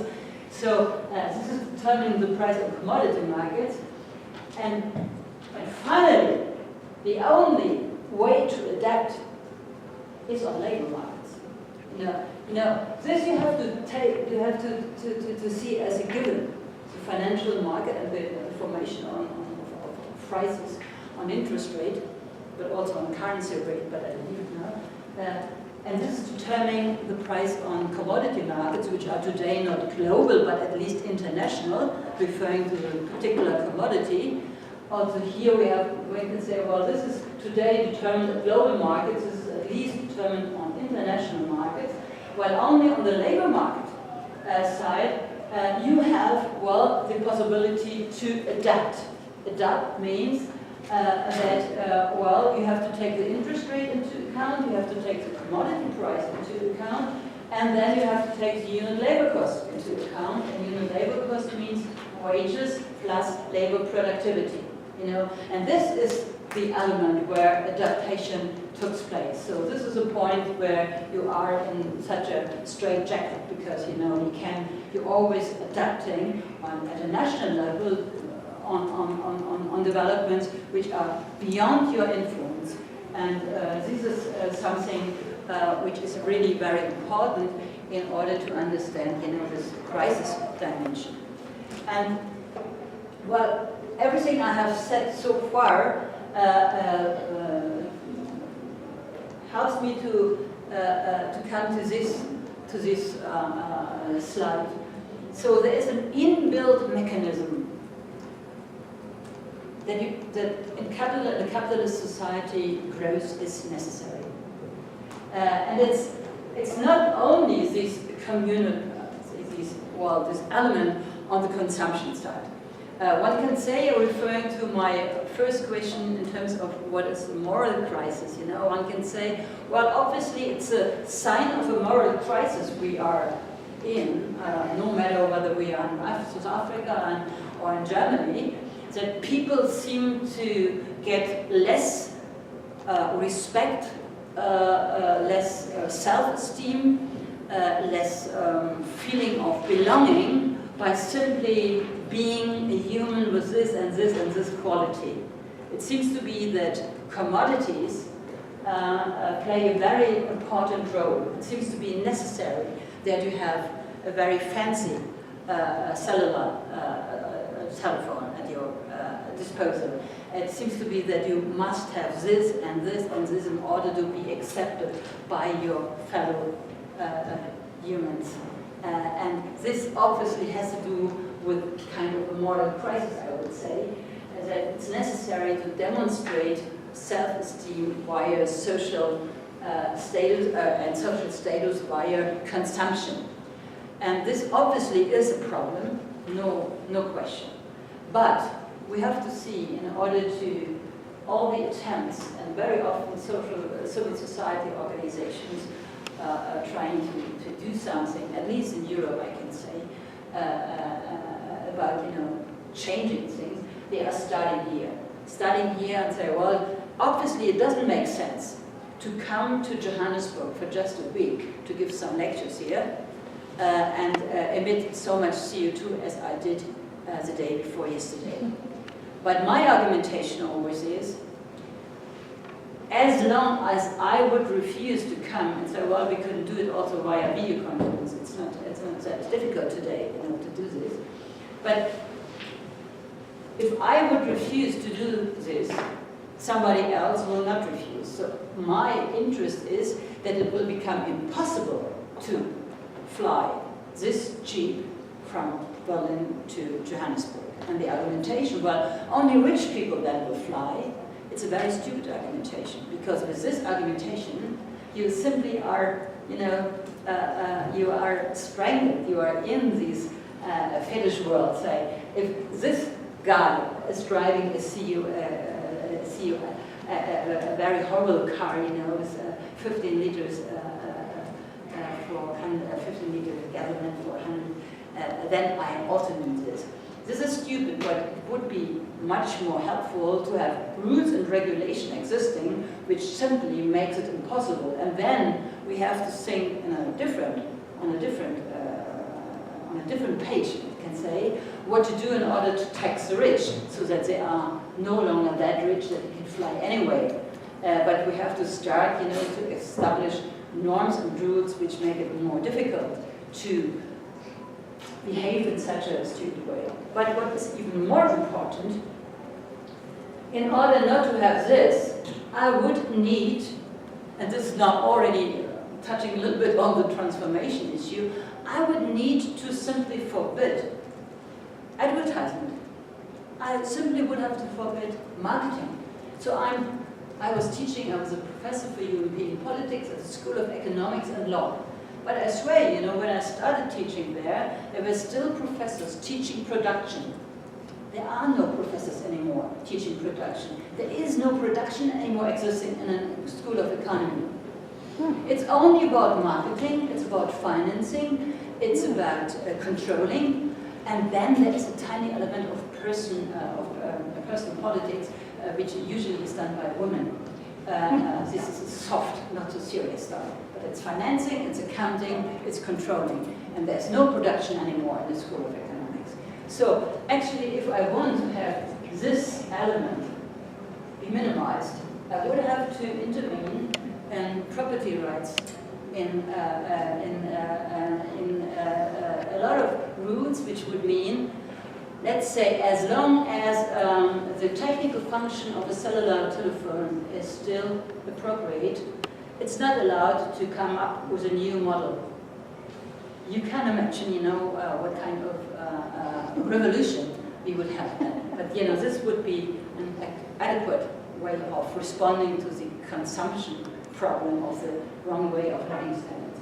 But actually, we know that the other elements are much more serious. If we have an economy where the principle I have elaborated on are the basic ones, so that you have always interest-bearing money, so you have to get more out of your investments than you had before, then obviously this is driving into this direction. This has to create artificial needs which are not there in order to find some buyers for the enormous amount of cars, computers, t-shirts. We have everything today in so huge quantities that the problem is how to sell all this stuff.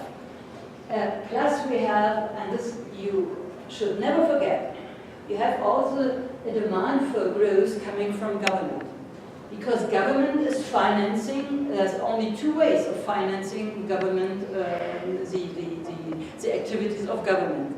The one is to go to financial markets and take a loan there. So that's what governments have done to a huge amount. So today they are indebted.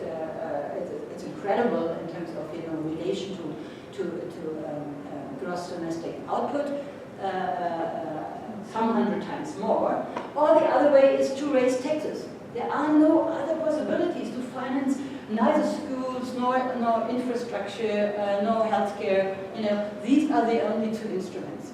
And therefore also government are very keen with regard to growth. They always want to have growth existing because this makes it easier not to engage in the very conflict-driven thing of, taxing those who are really, we can really get taxes from. They tax very easily those who cannot escape, which are the working class people, middle class people. They can tax easily, they have no chance to escape. But the rich, they can escape, and therefore this is the reason why also government are so much fixed on this growth issue, even though we know it's this way. And in addition, we had, since 40 years now, this neoliberal policy. And neoliberal policy, when it comes down to the level of the firm, what does it mean? It does mean that the expectation, what are returns on investment, that's a term, returns on investment. Have you any guess what a good return on investment, the German car manufacturer VW? Yes, you do. Okay, because it was once, in the 60s and the 70s still, one of the, the biggest and the most promising shares you can have. If you have shares in VW, you don't have to care. So any idea what the expectation in terms of returns on investment at VW in the 60s and the 70s were? In terms of percentage point? 10? Huh? 10? You're already practically already impacted by the neoliberal thinking. Neoliberals expect, since they came into power and are now influencing government agency everywhere, as well as obviously those running corporations. We expect at least double-digit returns on investment, and there have been banks who even promised that they, in some period of time, they really could do 25% return on investment. No, VW in the 60s, 70s, they had return on investment between 3 and 7%, depending on the year. Let's say on average 5%. And this was a really big bargain, There was no other corporation who really was able to promise it. And if you really count, what it does mean, you have 5% on your investment for, let's say, a period of 20 years. That's really quite a lot. But the point is, with neoliberalism, it was not only that, suddenly the return on investment on production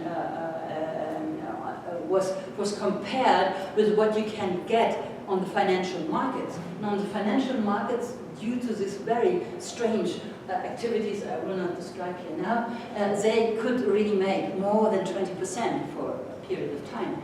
And so actually also productive units should be able to produce double-digit returns on investment, 12, 15, 70%, and report this in a very short period of time. So not, the case you had when you had shares of VW. You hold these shares for 5, 20 years, and then you are really rich. You were really rich.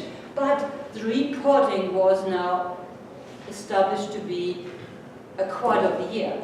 So each quarter of a year you have to report that you are improving, and if not, competition has been dismantled, something sold, the other combined with other elements in order to reach it.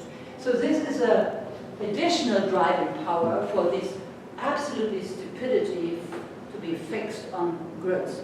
And therefore, in Europe you have a huge degrowth movement, and even though I'm very sympathetic with people who are engaged there, but it's definitely a kind of, short-sightedness, because they are fixed on growth, as if growth is something you can, that's in the center of the problem. The center of the problem is capitalist accumulation, which demands growth, and all the institutions or all the actors, from government to the individual consumers, are somehow contributing to this ideology. Okay, I leave this, even though I leave this out.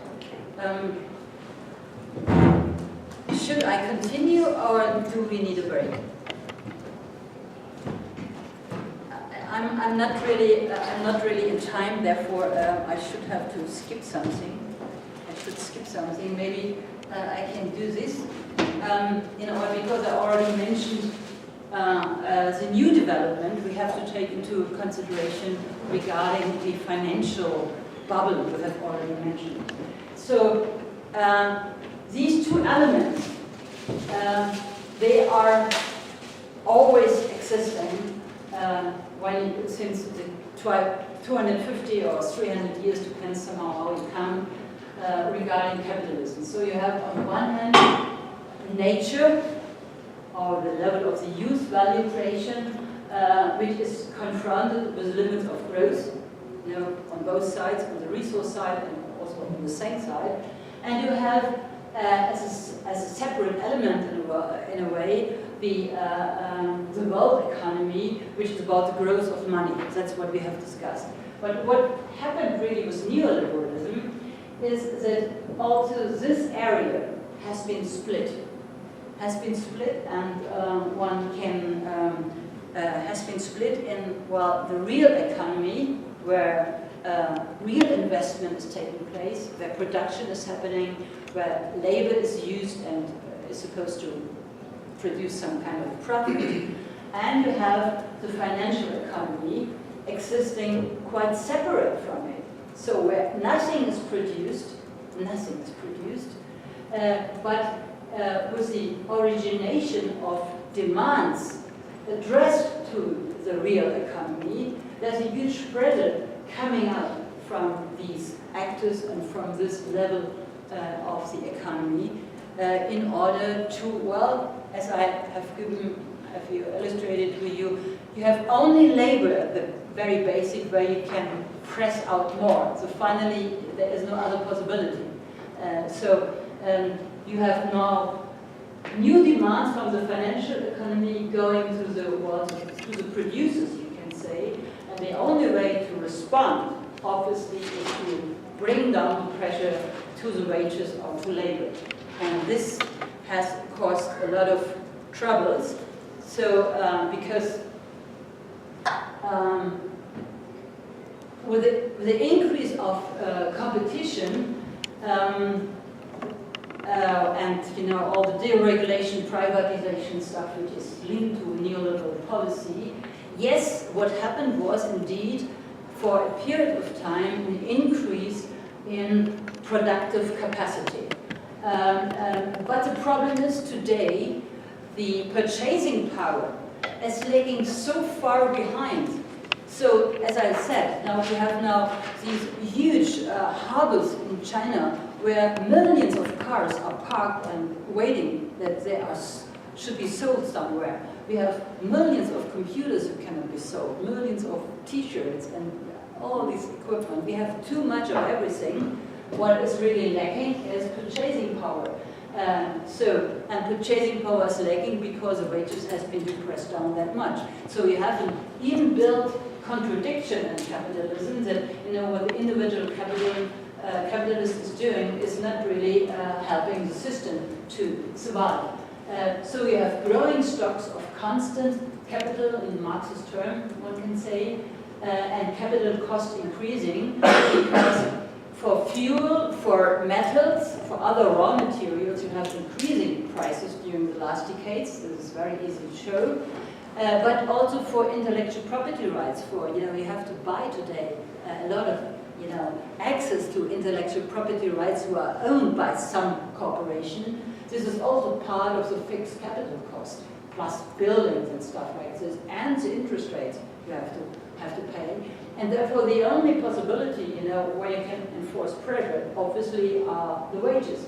And this is the reason why we have seen, with Piketty, who has done this very broad calculation about the relation between capital growth and profit rates in comparison to either growth rate, or the one hand growth rate, but also on labor costs. And you can see what you have is called over-accumulation of capital, or to put it very simply, there is too much capital available in order to produce profits. So capital only is capital as long as it's invested again. But if you can expect only very low returns, well, there is reluctancy to do this investment. And this is a structural crisis.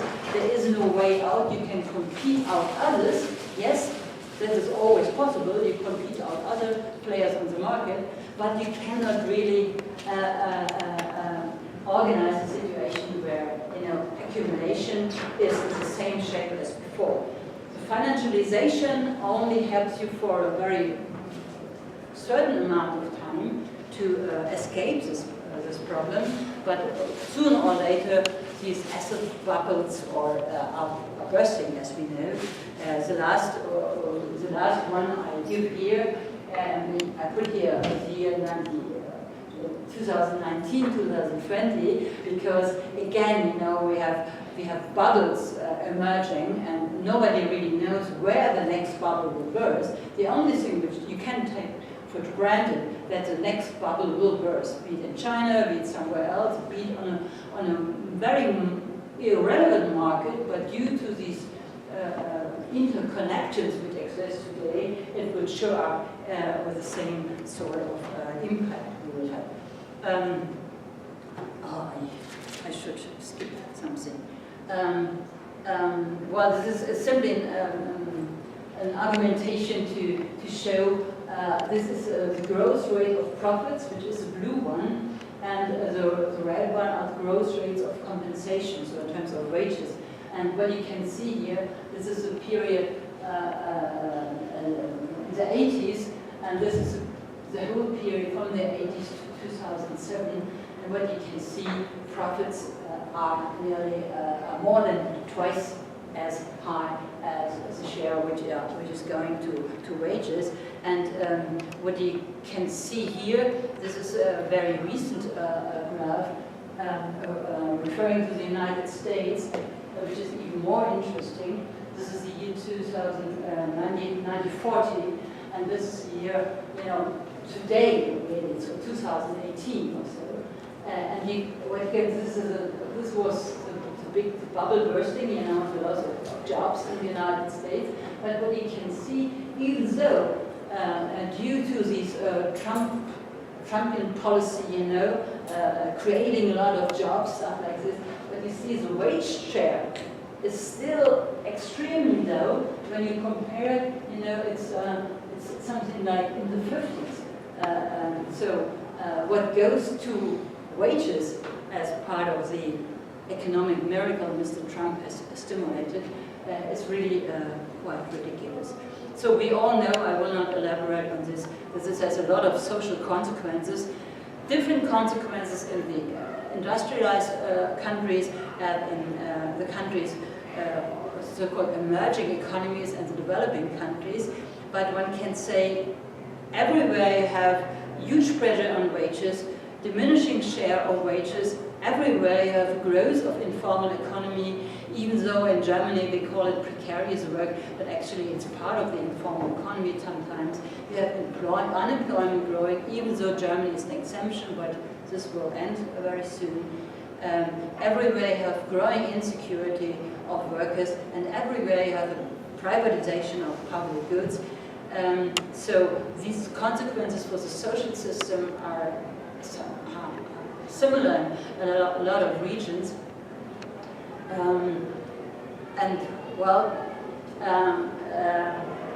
This is a very important issue, because I will come back on this in the last slide. What you see here, this has been done by a Dutch, Sweden, I guess, Magnus Madsen, who did something very unusual, namely to calculate the growth rates during the last 2,000 years, which is a bit difficult to make this because they have a lot of assumptions. He tried to calculate the growth rates in the different regions of the world. And what you can see here are two things. First of all, until the Industrial Revolution started, we had similar development in all regions of the world. no matter whether it's Africa, Asia, Europe. With the Industrial Revolution, you see, well, growth rates are climbing up, and there are new differences appearing in the world, in the different regions. So, and this is a situation with globalization second phase starting in the 70s. You see an incredible increase in growth rates. But what you as well see, or very easily, together with this enormous amount of growth exploding, you see inequality between the regions increasing. So, under this period it was not the case that there was no growth, but the growth was between 0.2 minus to 0.2 plus. So it was shifting like this, but it was never more than 0.2 in the period of more than 1,700 years. Until the Industrial Revolution started with the use of fossil fuel and with the access to the resources, cheap labor, cheap resources from the so-called colonies, from which the European discovered for their purposes, these inequalities began to rise. Now the constellation, or the big question is, and it's very controversial in economy discussion, can this go on forever? Is it possible to imagine that this can grow? What do you think? So, can you imagine first that growth rates like this can continue in the 21st century? So growth rates on average 2%. On average 2% compared to 0.2% all the 1,000 years before. We have no idea what it was before, but I guess there was not really growth. And can you imagine that the inequality between the different regions, so Africa is black here. Can you imagine that the inequality between the regions can stay as it is? The two questions, because these are the two messages we can take up. And I will show you after this a second graph, which is done by Richard Gordon, which is a quite famous US economist who has tried to prolong these graph into the future. And I'll show you later what he is assuming. But first I ask you, can you imagine that this goes on? Taking, this inbuilt growth mechanism in capitalism, that growth in terms of monetary wealth, because what here is counted, when you take GDP, it's simply monetary wealth. It doesn't say anything about life quality, but monetary wealth. You can imagine that it goes up. Yes, because as you go forward, those who control the process of production in the fourth industrial revolution will be the same people who own and control the process of production for the past, 300-400 years. And so, even if we have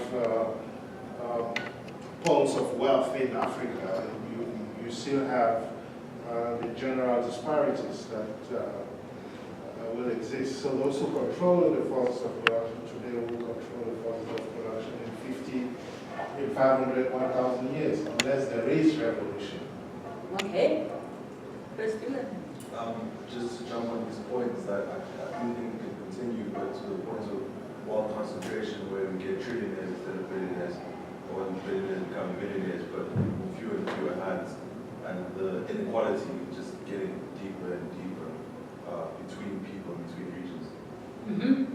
Okay, you also can assume, that this process can go on, also with this negative impact of, having even more inequality and periods to come. I think you made it quite clear in your paper that growth will reach, biophysical limits. So I would say that the growth rates will not be able to go on as they currently do. With regards to inequality, I think it depends on what kind of inequality you're looking at. I mean, we want to focus on economic inequality, yes, okay, but even then, do we look at, within country inequality, or do we look across nations? And then I would argue across nations, there's certain regions that would catch up, like, you mentioned China or India, for example.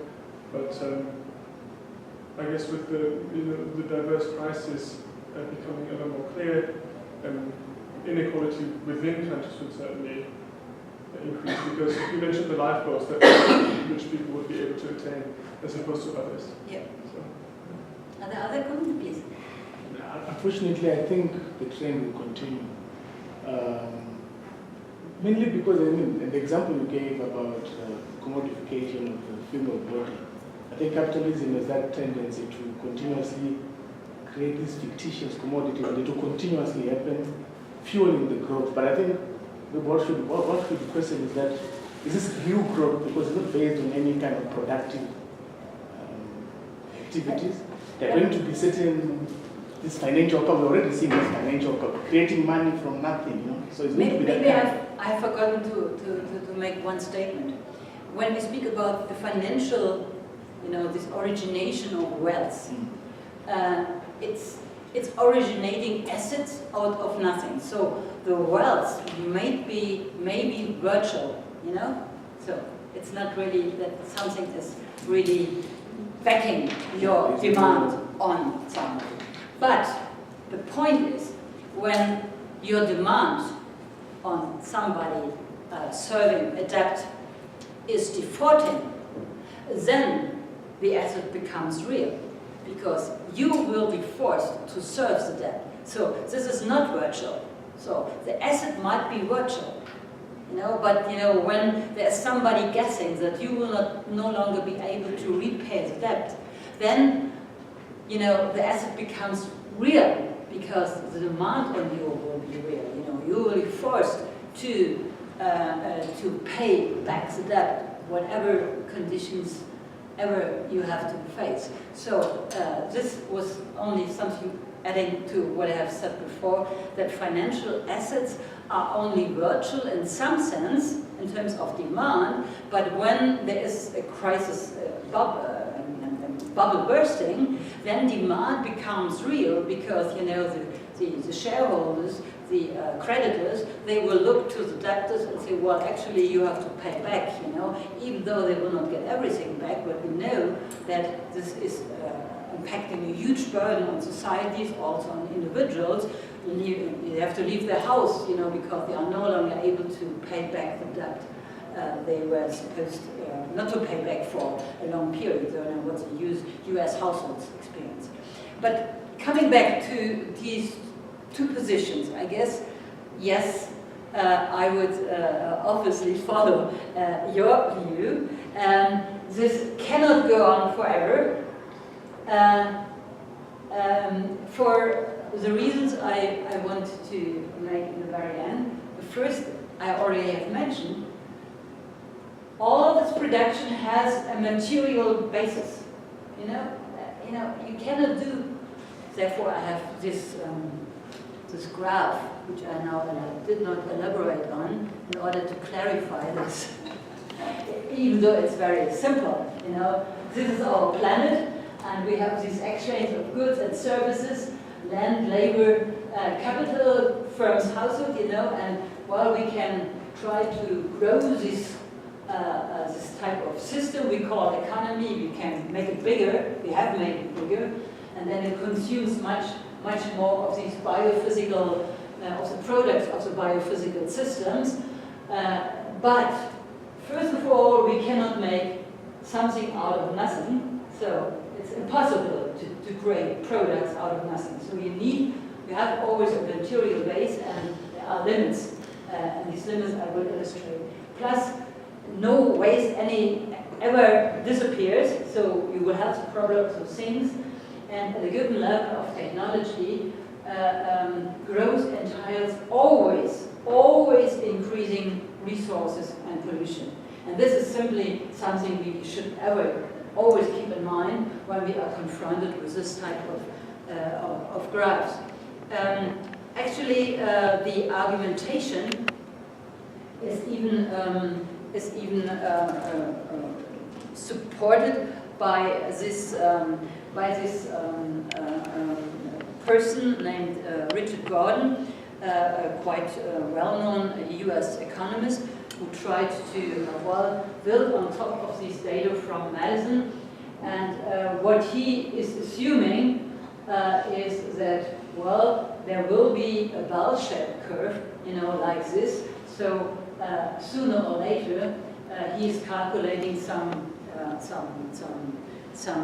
indicators for the United States, including something like a diminishing amount of labor productivity. I come back on this argument because he has dealt a lot with labor productivity, and he say, actually what we see in the United States since decades, also in other industrialized countries, highly developed industrialized countries, that labor productivity is not increasing anymore that much, despite the fact that so much new technology is used by labor, but labor productivity will not increase. And labor productivity is a basis mainly, you can, it's an instrument capital has available when all the other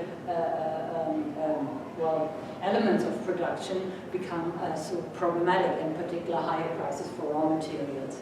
But if you look at the example of the US, it means that it more or less confirms the argument that even if we have levels of growth in Africa, for example, we will end up with a situation we have in the US where in Donald Trump's inauguration speech, he talks about a hollowed out country. Because where do you have all the wealth? It is concentrated in places like California and New York. So places where you have cheap labor, Mississippi. Cheap labor is a very important source. Kentucky, etc. All those areas are very poor. Yes, but maybe I come back on this when I speak about the digitalization, the Industry 4.0 issue, because cheap labor is a very important issue, but only cheap labor in combination with high labor productivity. If you only have cheap labor, but labor productivity is very low, and this is still the case in Africa, and in particular with this digital revolution, as it is announced, I don't believe it, but then labor productivity will definitely not increase in here the same amount as it will increase in those countries who are building the machines, who are selling the machines, because there you have then a high labor productivity, while when you use the machines, labor productivity will not be that much emerging. That's the argument behind.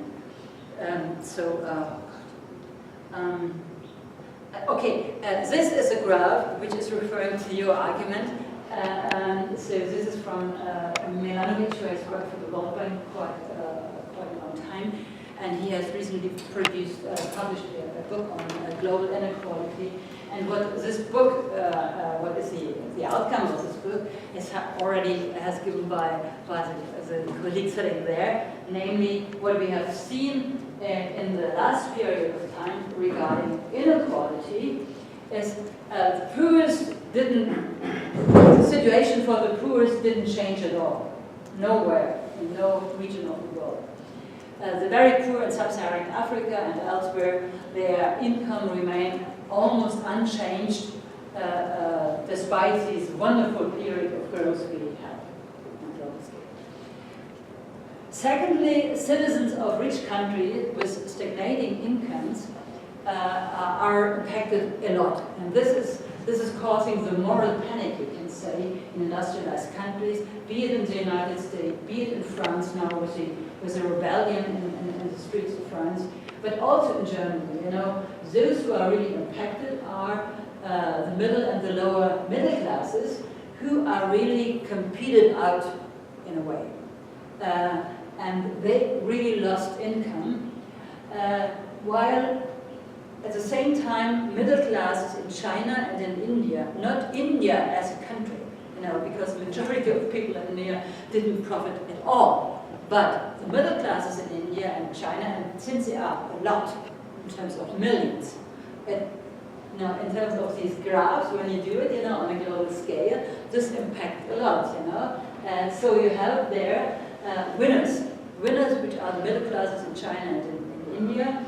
And the big winners, obviously, are the happy few. So the 1%, the 1%, and if you include also the 10% richest people in the world, you have a concentration of wealth which never existed in such an amount ever in human history. And this is something which brings me to the simple argument, something which is so insane, so unjust. It has no chance to survive, because what you have here inbuilt are so many tensions, so many injustices experienced by people across the world, that there simply will be a response on it. So I cannot imagine that you can deepen this further. Because you cannot imagine that the richer becomes even richer. It's still a problem for them how to store their wealth. We know where they are storing it. It's the tax havens, and today it's also the art market.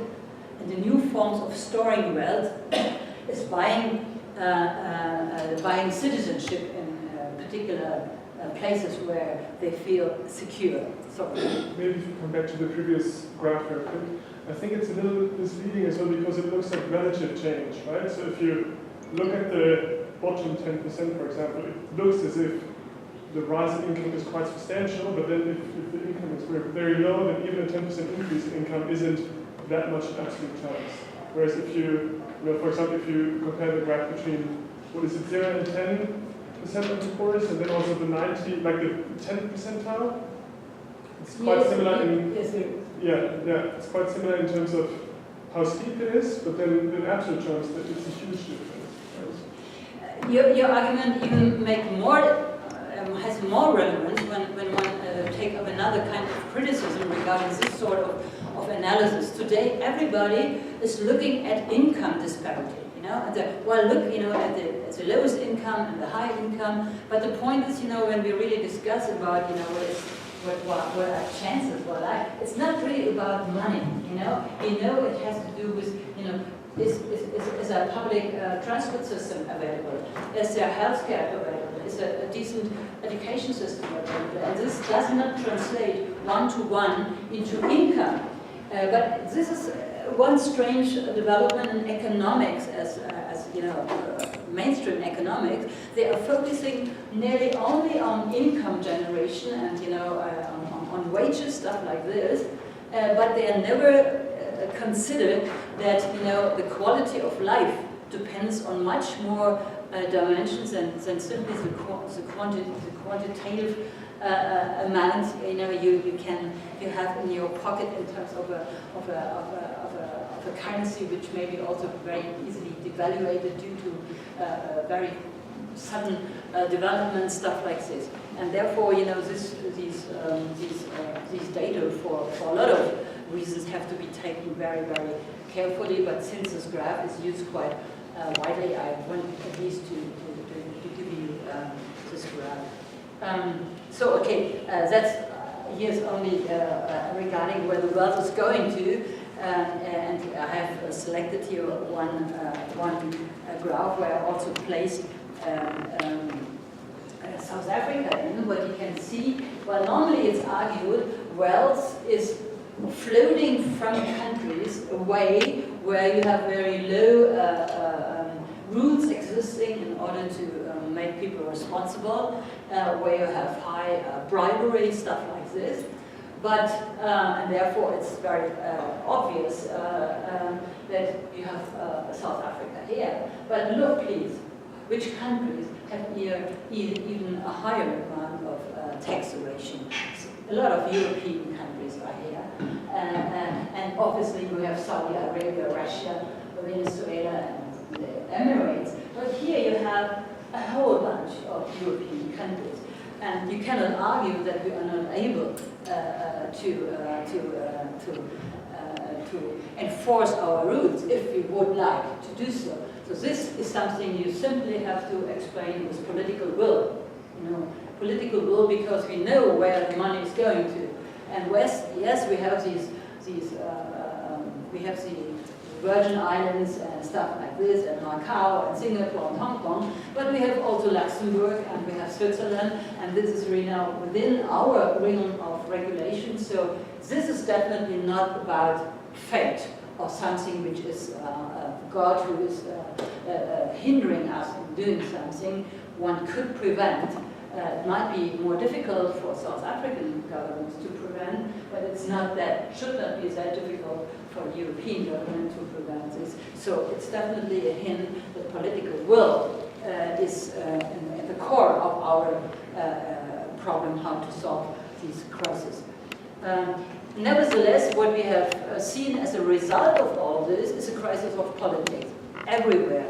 Be it in Germany, be it in France, be it in the Philippines, be it in Brazil, be it in the United States, be it in African countries. People don't trust anymore that the political system which is established, that it's really reacting in an adequate way. And what we see, unfortunately, is not rebellion, not a slogan, make capitalism history, but what we see instead is something else.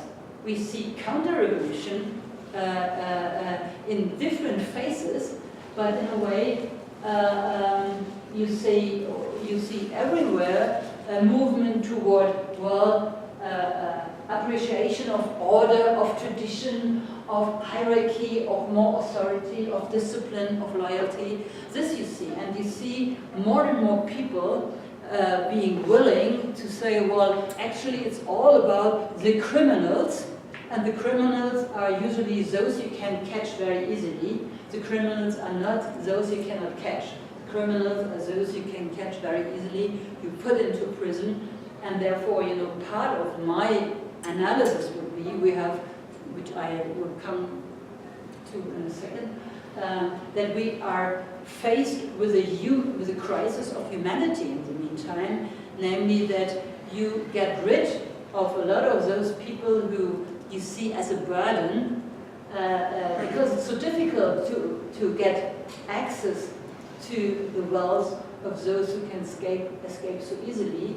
It's very easy to say, well, our problems is security, our problem is crime and murder, and as the newly elected president in Brazil has now decided to give the households not one pistol but 5 pistols, and then they will defend themselves. Yes, that's what he said. So if there are more pistols in a household, also women can defend themselves more easily against, because there's no country where more women are murdered than in Brazil each day. And so the argumentation is give more pistols to the household so that women have also 1 or 2 pistols available, and then they can shoot more quicker than men and defend. So, well, actually, this type of, one can laugh about this, but the problem is the Brazilian middle classes are really believing in it, and they say, well, this is somebody who's promising us more discipline,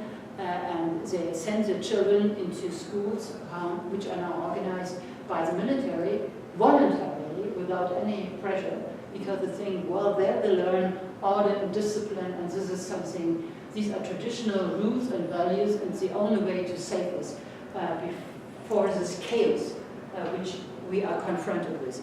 And this is something we have to take up as a challenge, that the right wing and one of the xenophobic, right-wing extremist movements in all parts of the world, and I would include India with the Hindu fundamentalists. So you have a lot of movements going in the same direction, not in the direction you would expect. So there is a change, but it's a change to the worse somehow, which is happening.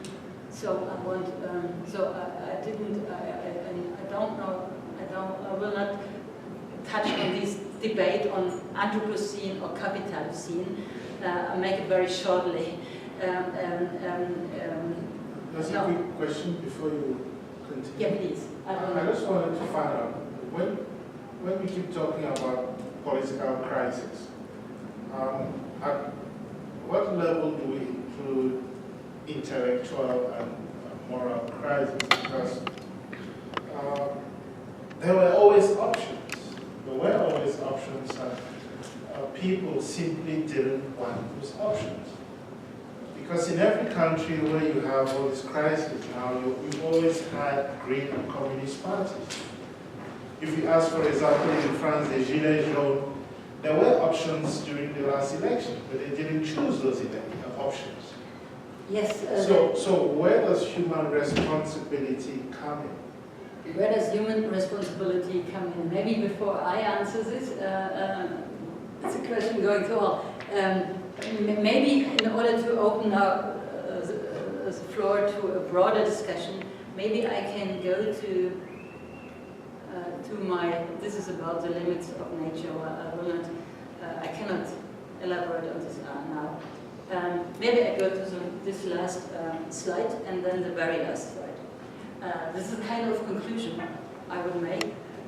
So saying that the unwound drive of capitalism for valorization erodes its own material conditions. This is what I wanted to show you before, giving you some graphs on the limits of resources, not only oil, but also other resources. For instance, phosphor, which is very relevant for agriculture. There we already have passed the peak, and we are already at the other side of the peak of the mountain, so it goes sharply down. So in 10, 20 years' time, there will no more any relevant phosphor reserves. Still, they are in Kazakhstan, and the other is, I don't know where, in Morocco, I guess. These are the places where you still have some phosphor reserves, so that the peak is already crossed. And you can say, well, on the input side, you have very serious limits, and on the output side, this was what I wanted to show you with this newest graph from Earth Scientists, which is really very shocking in a way. But let's take this as a given, so as something you already know. Then comes up the question, if these are the preconditions, we know that capitalism cannot exploit nature for eternity, because there will not be sufficient amount available. And you can say, usually, what I will deal with this tomorrow a little bit, but when it comes to natural resources, you always have the instrument of, well, if something becomes scarce, you raise the price. But raising the price means only few can pay the price. And for the rest, it will be disaster, even though they are also in need for this resource. So there are a lot of conflicts involved. My argument is the following. It's not only that we are reaching tipping points. The tipping points are, in terms of ecological tipping points, this is what you can see here in this graph. I can elaborate on this tomorrow if you want, but now I skip it. So there are tipping points, meaning when you have crossed these tipping points in the Earth system, and the Iceland, the Greenland shield, ice shield is one of these tipping points, because it needs only more than 1 grade Celsius higher than up to now in order to crash down very, very quickly.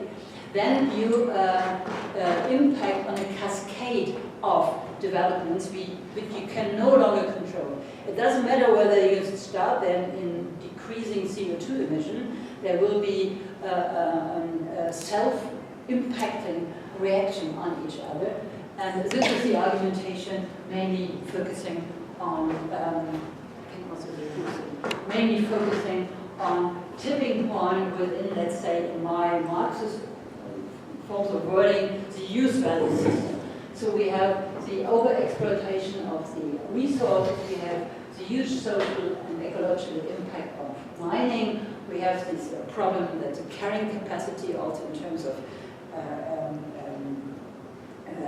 toxic stuff is overflooded, and we have the contamination of the habitat and human health, which is often also part of the use value side, because a lot of people are living under conditions which are simply so that they will die very early due to these conditions.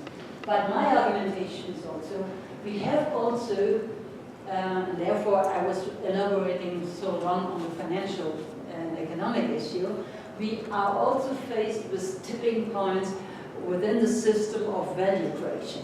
It's not only that we are faced with a system with tipping points in this use value, or let's say environmental issues, but also in the system we call, this mixture of politics and economics, because we have political economy. There is no economy which is not created by politics, never existed. So we have to place economic and political issues here in this part. And my argumentation here is we have to be aware that the concentration of capital we have today, with the still growing power of transnational cooperation, in particular the big tech ones, I speak about this the day after tomorrow, where it's simply a question of whether the 5 big US corporations or the 3 or 5 big Chinese corporations will finally govern the world. So this is a concentration never seen before, and we cannot really imagine that this can go on forever. In particular, because it usually goes along with the financialization of debt and overloading the capacity of debtors to serve the debt. You know, in human history, there were always points where the debt was so high that simply there was a decision that you have to cancel the debt in order not to make the societies exploding. You know, this was already done in ancient Greece, you know, where someone decided, well, we have now to cut all debt, otherwise our societies will be split and fight against each other. So we have to simply eliminate debt. So this is, let's say, the program of a huge debt conference, on a global conference, where you simply have to, with a pencil, write off the debt. You know, and this seems to be incredible, but you know, I think it's the only way. One has to imagine these type of solutions, because all the other solutions are even more horrible, because the flip side of this increasing debt is an increasing increasing amount of inequality, and this also will bring society until, you know, the point where you cannot really see anyone in society. And what you have mentioned, I would place in the third type of tipping point as a consequence of this, as a consequence of the use value or ecological side of the coin, as a consequence of the value side or economic and political side of the coin.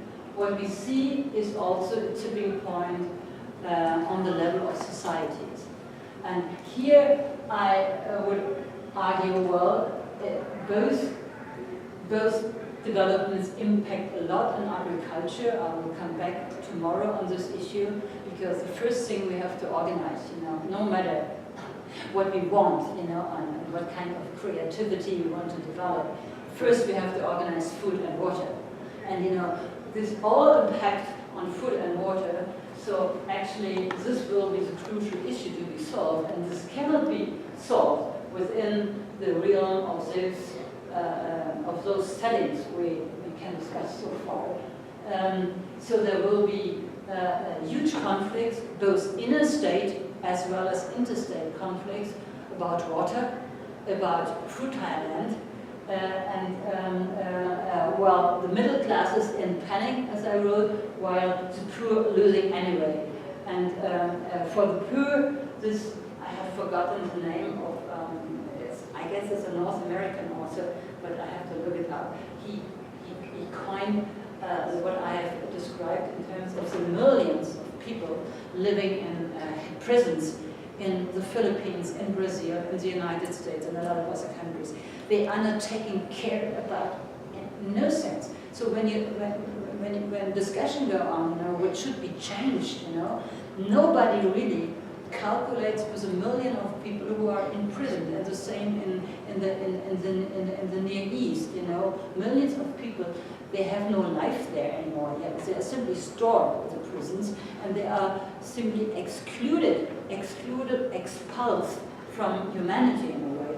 And therefore, one can say, well, if this is taken as a given and nothing changed, we can argue we are facing not only the crisis of civilization because of these climate change impact on us, but we are facing even before a crisis of humanity.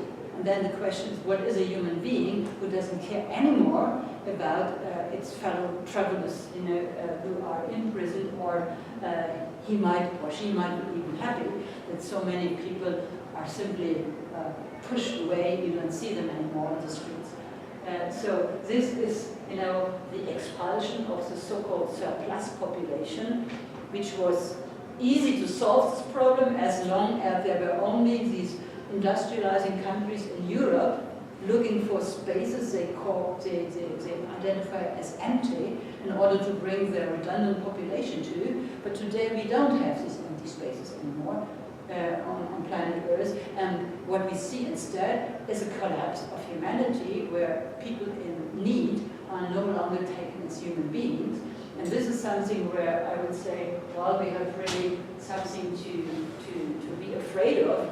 And your mentioning of the movement in France, which obviously is as a right-wing movement in Germany, is a very mixed movement.